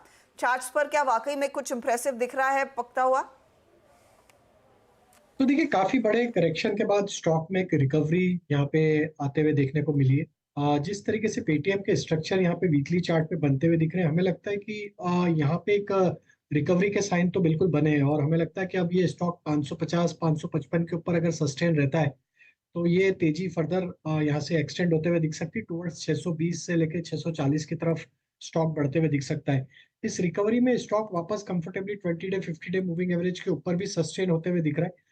तो हमें लगता है कि यहाँ पे जिनके पास भी पोजीशन है बने रह सकते हैं। 555 का स्टॉप लॉस रखें और टारगेट यहाँ पे पोजिशनली 620-640 की तरफ आते हुए दिख सकते हैं। ओके, तो पेटीएम ये हो गया एक और स्टॉक। चलिए अब एक काम करते हैं, अब BTST और STBT ट्रेड लेना शुरू करते हैं। 3:10 हो चुका है। गाबा सर क्या कैरी करेंगे कल के लिए? जो पसंद है मुझे वो है स्टील क्षेत्र थे। Steel authority of India trade कर रहा है 131 पर। सेटअप के हिसाब से लगता है यहाँ से एक बॉटम आउट होना चाहिए। स्टॉप होगा करीब 130 का, ₹1 का स्टॉप है। ऑन द अपसाइड जो टारगेट है करीब 138, steel authority of India. Okay, तो सेल में एक ऑप्शन अपॉर्चुनिटी रादर तेजी की बन रही है। शिल्पा जी, आपका trade? Harshita ji, I go with MCX मुझे लगता है as BTST a very strong counter. ये कल तक आपको एक यहाँ से आराम से 50 से 70 पॉइंट्स का अप मूव दिखाना चाहिए। ओके, तो शिल्पा जी का ट्रेड हो गया MCX पर। गाबा सर, वैसे सेल बैन में है तो मैं अज्यूम कर रहा हूँ कि इसको कैश में कैरी करें। मैं दूसरा देता हूँ। I think I give your stock Tata steel. अब लगता है 154 पे लगता है इस पे स्ट्रेंथ है। ब्रेकआउट नहीं मिला है लेकिन लगभग मिल गया है, कह सकते हैं। प्री एम्प्ट कर रहा हूं इसमें, और स्टॉप होगा करीब 152 का, टारगेट 160 का। ये आपका स्टॉक है टाटा स्टील। बिल्कुल, टाटा स्टील अच्छा मोमेंटम यहाँ पर 200 डे मूविंग एवरेज क्रॉस किया, और गाबा सर का यहाँ पर एक कल के लिए बाय कॉल। प्रशांत जी, आपका BTST ट्रेड? अनुज जी, मुझे लग रहा है कि अडानी पोर्ट्स में एक अच्छा पैटर्न बन रहा है। एक बेस फॉर्मेशन तो नजर आ रहा है, और यहाँ पे मुझे लग रहा है ऑलमोस्ट हम 1490-1500 के बीच ट्रेड कर रहे हैं। स्टॉप लॉस रखना चाहिए 1475, 1475, और यहाँ से एक पोजिशनल अप्रोच रखना चाहिए जो डेली चार्ट पे गैप है, और 1550 ये आपका टारगेट होना चाहिए, 1550। ओके, तो अदानी पोर्ट में एक अपॉर्चुनिटी तेजी की इस समय बन रही है। ये प्रशांत का पिक। राजेश सातपुते जी, आपका ट्रेड? अक्षय जी, मैं टाइटन को लेके जाऊंगा। मुझे लगता है आज थोड़ा कंसोलिडेट हो रहा है, लेकिन इस जो रेजिस्टेंस है उसको टेस्ट करने के बाद कूल ऑफ हो रहा है। तो आज यहाँ पे एक एंट्री अपॉर्चुनिटी मिल रही है जिसका टारगेट कम से कम मुझे लगता है BTST 3520 का होगा। So at a level of 3463 it's a buying Titan. मेरा स्टॉप लॉस होगा 3440 का। ओके, मानस, आपका BTST STBT trade? I think Jindal steel में अनुज जी खरीदारी करने का ट्रेड लेना चाहिए, क्योंकि स्टॉक ने अपने 20 डे मूविंग एवरेज को रीगेन कर लिया है। 60 मिनट चार्ट पे आपको high tops high bottoms clearly दिखेंगे। तो जिंदल स्टील के फ्यूचर पे खरीदारी करेंगे 939 के स्टॉप लॉस से 975 के टारगेट के लिए। ओके, JSPL में एक अपॉर्चुनिटी तेजी की बन रही है। पालविया जी, आपका ट्रेड? गेल पे BTST करने की सलाह है। ऑलमोस्ट डे हाई की तरफ ही बंद हो रहा है स्टॉक। हमें लगता है कि स्टॉक में जिस तरीके के स्ट्रक्चर, ये प्रीवियस स्विंग हाई को क्रॉस करने में कामयाब होते हुए दिखेगा। तो 245 250 के अपसाइड के टारगेट के लिए गेल फ्यूचर बाय किए जा सकते हैं। स्टॉप लॉस होगा करीब 233 के आसपास। ओके, तो गेल में भी एक मौका तेजी का। अच्छा, हम PSU कंपनियों की बात कर रहे थे। मिश्र धातु की तरफ से एक अपडेट आ रहा है। कुल ऑर्डर बुक 2098 करोड़ की। इनफैक्ट इनके हाथ 285 करोड़ का एक ऑर्डर हाथ लगा है, इसीलिए कुल ऑर्डर बुक नेली 2100 करोड़ की इस क्वार्टर में रिफ्लेक्ट हो रही है। 4% तक के मूव्स वो स्टॉक आपको दिखाता हुआ। तो ये एक अपडेट उस स्टॉक पर भी आ रहा है। लेकिन इस समय इस क्लोजिंग को कैसे एनालाइज करें, और इस क्लोजिंग के मद्देनजर फिर कल के लिए क्या रणनीति रहेगी, वो समझना बेहद जरूरी है। निफ्टी बैंक की हम कुछ देर पहले चर्चा कर रहे थे, लेकिन पहले निफ्टी को एड्रेस करते हैं। अनुज, जोड़ तोड़कर एक बहुत ही छोटी रेंज में हमने ट्रेड देखा है, सिर्फ 32.2 पर, 600 के नीचे लेकिन 550 के ऊपर का क्लोज। क्या मायने हैं? क्लोज अच्छा है हर्षिता, निफ्टी का क्लोज अच्छा है। देखिए, आज सुबह भी एक चीज़ डिस्कस हुई थी कि आज इंटरडे में एक बार के लिए प्रॉफिट बुकिंग आ सकती है, क्योंकि मार्केट थोड़ा ओवरबोट बन गया था। चारों इंस्ट्रूमेंट में बाइंग थी, पुट कॉल रेशियो थोड़ा हाई हो गया था। मुझे लग रहा है ये मार्केट कल शायद आपको और थोड़ा सा कंसोलिडेट करे, उसके बाद कल सेकेंड हाफ से एक मूव आना शुरू हो। यहाँ पर लॉन्ग कैरी करिए आप, और 24,800 मुझे लग रहा है कि 24,800 इसी हफ्ते टेस्ट हो सकता है। अगले हफ्ते नहीं, इसी हफ्ते मुझे लग रहा है 24,800 टेस्ट हो सकता है। और अगले हफ्ते यानी कि अगस्त एंड में 25,000 और ऑल टाइम हाई ये भी होने की तैयारी है। तो इसके लिए बिल्कुल बने रहें। बैंक निफ्टी को अवॉइड करें कुछ टाइम के लिए। व्यू मेरा बैंक निफ्टी पर भी पॉजिटिव था, लेकिन अब चलने को तैयार नहीं है बैंक निफ्टी। लेकिन ज़्यादा रिस्क रिवॉर्ड फेवर में बैंक निफ्टी में है, अगर जो उस लेवल का रिस्क ले सकते हैं, क्योंकि डाउन साइड 49,800 की है, अप साइड में 52,000 तक भी आ सकता है। लेकिन वो अगेन हाई रिस्क टेकर्स के लिए, वरना आप निफ्टी पर फोकस करें। एक और चीज़ आप कर सकते हैं, स्टॉक स्पेसिफिक ट्रेड्स तो बिल्कुल कैरी करें। जहाँ मोमेंटम है, जहाँ स्ट्रेंथ है, वहाँ बिल्कुल कैरी करें। सबसे बड़ा एग्जांपल होगा वहाँ पर मेटल्स, ऑयल एंड गैस। ये एक सेक्टर है जो जैक्सन होल सिंपोजियम से पहले काफ़ी एक्टिव रहने वाला है, और डॉलर इंडेक्स, बॉन्ड यील्ड जिस तरीके से नीचे आ रहे हैं, उसका एक इम्पैक्ट यहाँ पर क्लियरली देखने को मिलेगा। IT एक और स्पेस है जहाँ पर आप फोकस कर सकते हैं। मेरा ये मानना है कि अगर मार्केट बेट करेगा कि रेट कट पे कुछ डेवलपमेंट आ सकती है, तो नैस्डैक आउट परफॉर्म करेगा। नैस्डैक आउट परफॉर्म करेगा तो मतलब IT ठीक ठाक करेगा। तो इसके लिए नेट निफ्टी लॉन्ग्स कैरी करिए फॉर श्योर।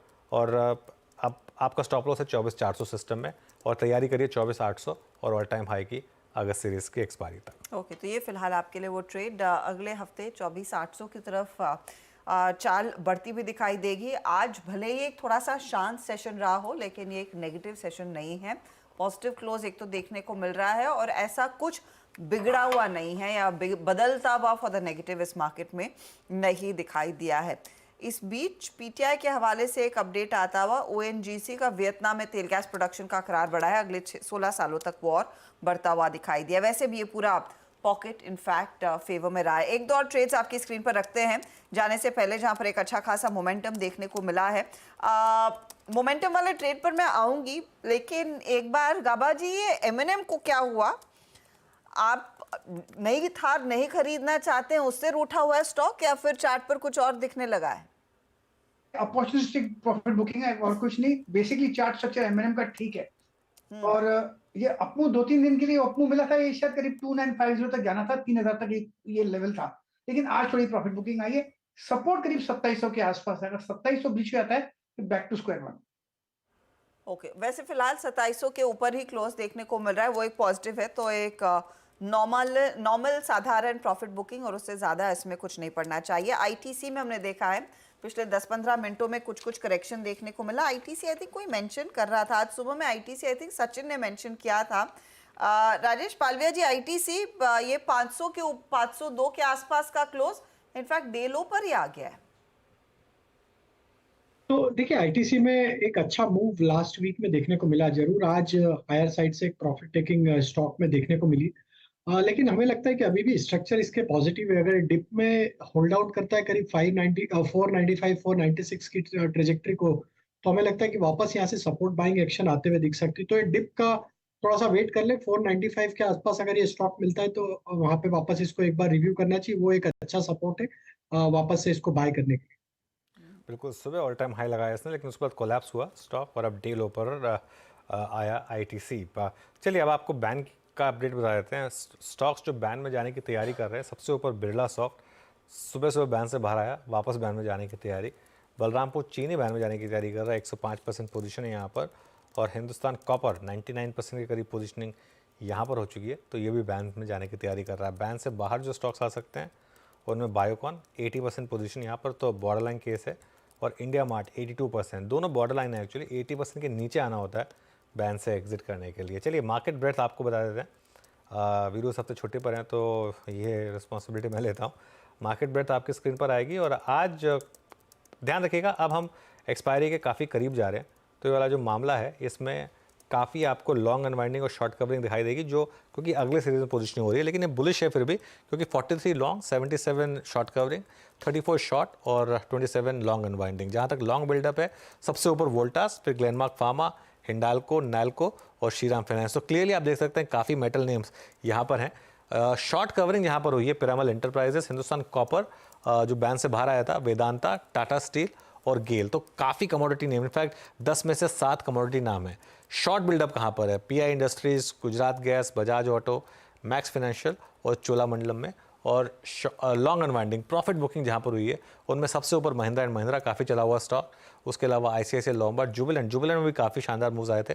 अब थोड़ी सी प्रॉफिट टेकिंग एसबीआई लाइफ और बॉश एक और स्टॉक है जो इस समय लॉन्ग अनवाइंडिंग दिखा रहा है। तो ये फिलहाल आपके लिए वो ट्रेड्स लॉन्ग और शॉर्ट की तरफ आते हुए, चलिए बैंक का अपडेट भी आपके लिए स्क्रीन पर फटाफट से लेकर आएंगे। तो वहाँ पर जैसे दिख रहा है बिरला सॉफ्ट ही जाता हुआ दिखाई देगा। डिस्कस कर लिया हमने बैन वाला स्टॉक का।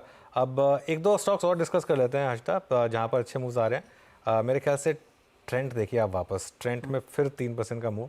आज सुबह जिसमें मैं बात कर रहा था कि इसका नाम अब वाकई में ट्रेंड होना चाहिए, ट्रेंड के बजाय। शानदार मूव्स एक बार फिर से ट्रेंड में आते हुए 3%। और ट्रेंड के लिए सरप्राइजिंगली अनुज, जिस दिन कारण भी नहीं होता ना, उस दिन बहुत स्ट्रॉन्ग मूव आता है, बहुत अच्छे वॉल्यूम्स के साथ ट्रेड बनता देखने को मिलता है। आई थिंक हर कोई इसको मिस कर रहा है। अच्छा, इसमें एक और चीज़ मैं बताऊँ आपको, मैं एक चीज़ पढ़ रहा था। 5 लाख करोड़ की ट्रेंड ने कहा है कि इंडिया की रिटेल मार्केट है जो ग्रो कर रही है 12 से 15% पर, और ट्रेंड का इसमें हिस्सा है 2%। समझिए आप कि क्या हो रहा है। ये 12 से 15% अगर इंडस्ट्री ग्रो कर रही है तो ट्रेंड जैसी कंपनी आराम से 20% ग्रो करेगी। प्लस 2% मार्केट शेयर है, तो मार्केट शेयर अभी तो गेन करना शुरू करेगी वो इस रिटेल मार्केट में। ये एक रीज़न है कि मुझे ऐसा लगता है कि ये कंपनी, हालांकि अब ऑब्वियसली बेस इफेक्ट कैचअप होगा, लेकिन इस साल तो बेस क्वार्टर भी, बेस इम्पैक्ट भी ठीक था, फिर भी प्रॉफिट डबल हो गए। ये एक ऐसी कंपनी है जो यहाँ से आपको 20 से 30% का अर्निंग्स कैगर दे सकती है। अगर ऐसा होगा तो ये स्टॉक इस लेवल पर भी मुझे लग रहा है कि बुरा नहीं है। मुझे हैरानी नहीं होगी अगर ये स्टॉक आपको अगले साल मार्च तक 5 डिजिट का स्टॉक बन जाए, तो 10,000 हो जाए अगर, तो मुझे हैरानी नहीं होगी। आप बाय करो तो फाइनेंशियल एडवाइजर जरूर पूछेगा, लेकिन अगर आपने ये स्टॉक पकड़ लिया है, मैं 1600 से पॉजिटिव हूँ स्टॉक पर, अगर आपने ये स्टॉक पकड़ लिया है, छोड़ना नहीं है स्टॉक को, बस पकड़े रहना है और बाकी काम मार्केट को करने देना। आपको हर लेवल पर स्टॉप लॉस रेस करते रहें। आप 1000 रुपये का स्टॉप लॉस समझ के चलें, लेकिन मतलब 5600 का, लेकिन इसको अब बेचना नहीं है। ये मार्केट अपने आप आपको एग्जिट कराएगा इसमें। जी हाँ, ये मार्केट आपको अपने आप एग्जिट कराएगा, और ध्यान रखिएगा ये वैसे ज़्यादा दूर है नहीं, थोड़ा सा और जोर लगेगा तो ये 52 वीक हाई के पार निकलता हुआ दिखाई देगा। आई थिंक इसका 52 वीक हाई 6750 के आसपास था, और पूरी आज ही वो लेवल्स इसने अचीव किए हैं, और उसके ऊपर की चाल अब यहाँ पर बनती हुई साफ देखने को मिलेगी।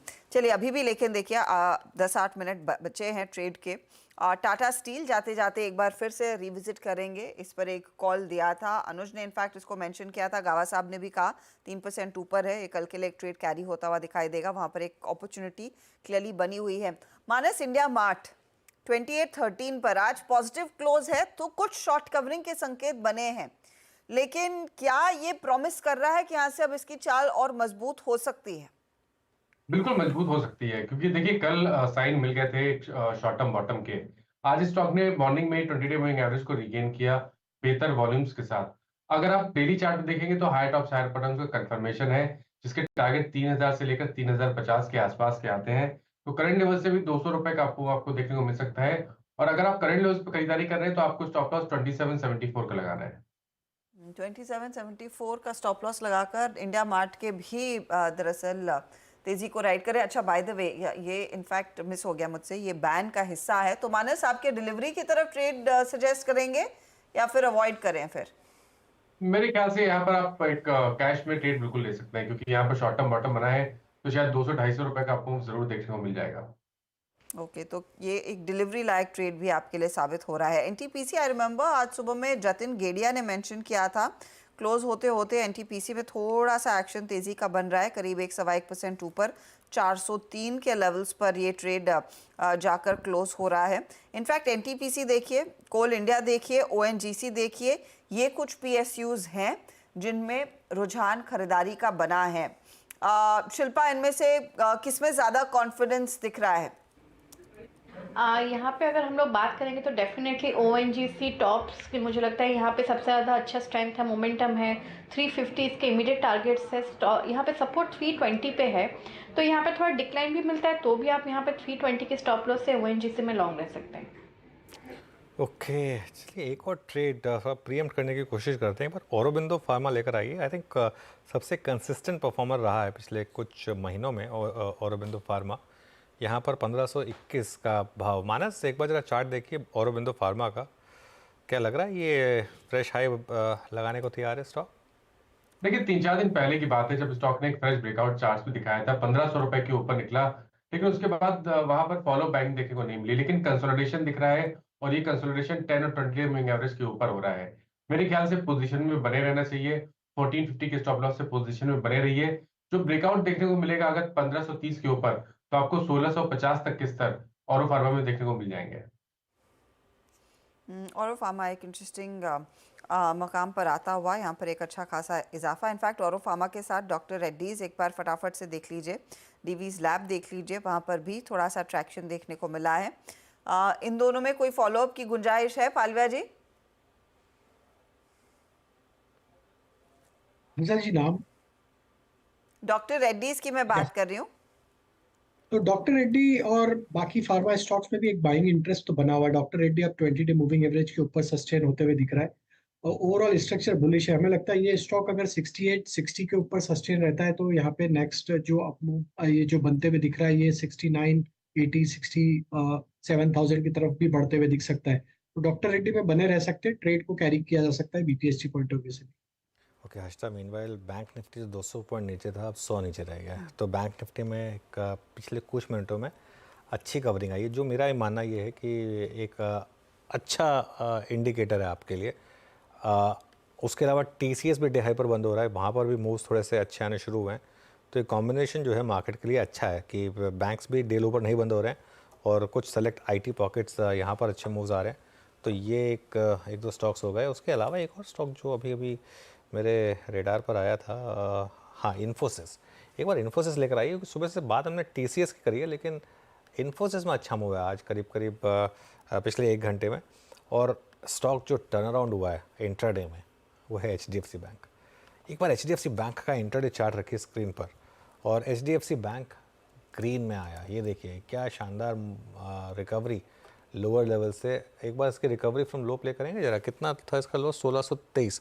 10 रुपये की रिकवरी आई है इसमें। यहाँ पर 10 रुपये की रिकवरी HDFC बैंक के लिए काफ़ी है, बैंक निफ्टी को हेल्प करने के लिए। तो यहाँ पर एक अच्छा मूव। तो कुल मिलाकर पिछले कुछ मिनटों में ये देखिए हर्षिता, करीब आधे % की रिकवरी HDFC बैंक ग्रीन में आया। इसने हेल्प किया बैंक निफ्टी को। इनफैक्ट जिसको देखकर सबसे ज़्यादा मुंह चिढ़ा था HDFC और ICICI बैंक, उन्हीं में डे लो पर रिकवरी आती हुई दिखाई दी। HDFC बैंक पॉजिटिव टेरिटरी में जाकर, हल्की सी पॉजिटिव टेरिटरी में जाकर क्लोज दिखाता हुआ नजर आएगा आपको। और ICICI बैंक में भी निचले लेवल से कुछ रिकवरी आई है। इनफैक्ट कोटक पॉजिटिव क्लोज दिखा सकता है और SBI भी हल्की सी पॉजिटिव टेरिटरी में क्लोज दिखाता हुआ नजर आएगा। ये कुछ काउंटर्स जिन्होंने दरअसल मदद की है ऑफकोर्स पूरे निफ्टी बैंक को उबारने में डे लो से। एक और ट्रेड मैं आपके सामने रखना चाहती हूँ जहाँ पर कुछ एक्शन बना है। मैं डॉक्टर रेड्डीज मेंशन कर रही थी, डीवीज लैब में भी जाते जाते लगभग 1% का इजाफा आ चुका। तो वो स्टॉक भी आप रेडार पर रखिएगा, यू नेवर नो, कल के लिए काम आ सकता है। और टाइटन वाला ट्रेड मैं बस रीइटरेट करना चाह रही हूँ, जो I think Rajesh Satpute mention कर रहे थे, वो भी इनफैक्ट टॉप ट्रेड्स में आ गया है। कल देखते हैं किस तरह से परफॉर्म करता है। ये फिलहाल आपके लिए ये कुछ चंद काउंटर्स हैं जहां पर एक्शन बनता हुआ दिखाई दिया। मिड कैप इंडेक्स एक बेहद पॉजिटिव क्लोज दिखाएगा, कंसिडरिंग एडवांस डिक्लाइन रेशियो 2:1 के आसपास है। भले ही हम वो 400 पॉइंट का गेन ना देख रहे हों, लेकिन मार्केट ब्रेथ काफ़ी उम्दा देखी गई है। अनुज क्लोज की तरफ बढ़े, 24,580। उससे पहले एक बार AU स्मॉल फाइनेंस बैंक का एक बार इंटरडे मूव मुझे देखना था। एक बार AU स्मॉल फाइनेंस बैंक देख लेते हैं, उसके बाद क्लोज की तरफ बढ़ेंगे। AU बैंक में अच्छे मूव्स आ रहे हैं इस समय।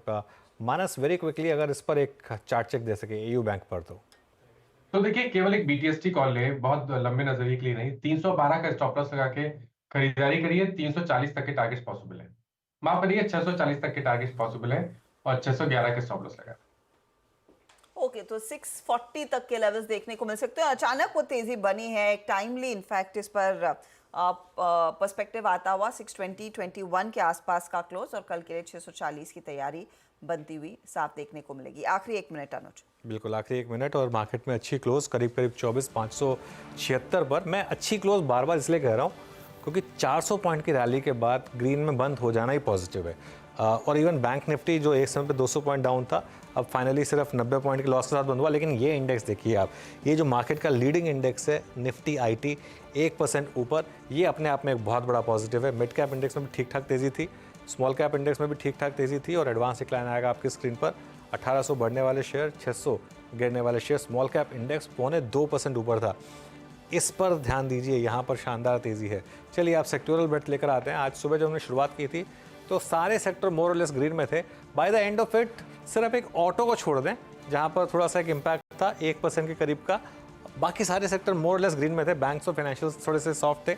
मेटल्स आज का इंडेक्स ऑफ द डे 2% ऊपर, और ऑयल एंड गैस 1.5% ऊपर। ये पूरा का पूरा कमोडिटी यूनिवर्स जो है, इसने आज आपको शानदार मूव्स दिखाई। ये क्लियरली जैक्सन होल सिंपोजियम से पहले का मूव था। निफ्टी का हीट मैप लेकर आते हैं और देखते हैं यहाँ पर किधर तेज़ी रही है। सबसे ऊपर metal stocks, Hindalco, Tata steel और कुछ और कमोडिटी स्टॉक्स, BPCL, कोल इंडिया। उसके अलावा IT stocks, LTI, Mindtree, TCS, Infosys, यहाँ पर मूव्स अच्छे रहे। रिलायंस में अच्छा मूव आया और 38 पॉइंट ऊपर। नीचे महिंद्रा एंड महिंद्रा, बजाज ऑटो और कुछ हद तक भारतीय एयरटेल। ये फिलहाल वो ट्रेड्स जो आज तेजी और मंदी की तरफ बैठते हुए दिखाई दिए हैं, लेकिन 24,579 पर वो फाइनल क्लोज आ रहा है। चलिए फटाफट से आपके लिए लेकर आते हैं सीधा सौदा का अपडेट भी। आशीष और नीरज के बीच का मुकाबला आज यहाँ पर किन स्टॉक्स की बदौलत सबसे मैक्सिमम गेन्स बनते दिखाई दिए हैं, वो आपकी स्क्रीन पर अब हाजिर होता हुआ जहां पर आशीष ने Caplin point, DCX systems, Titagarh rail systems और BML जैसे ट्रेड्स आइडेंटिफाई किए और ये सारे पॉजिटिव ट्रेड्स रहे हैं। कैप्लिन पॉइंट ऑफ कोर्स लगभग 16% भागा। वहीं genus power, Voltas, Shriram finance और ऑयल इंडिया के सौदों के चलते नीरज ने भी यहाँ पर अच्छी खासी कमाई अपने पोर्टफोलियो में दिखाई है। ये भी विनिंग ट्रेड्स रहे हैं सीधा सौदा के।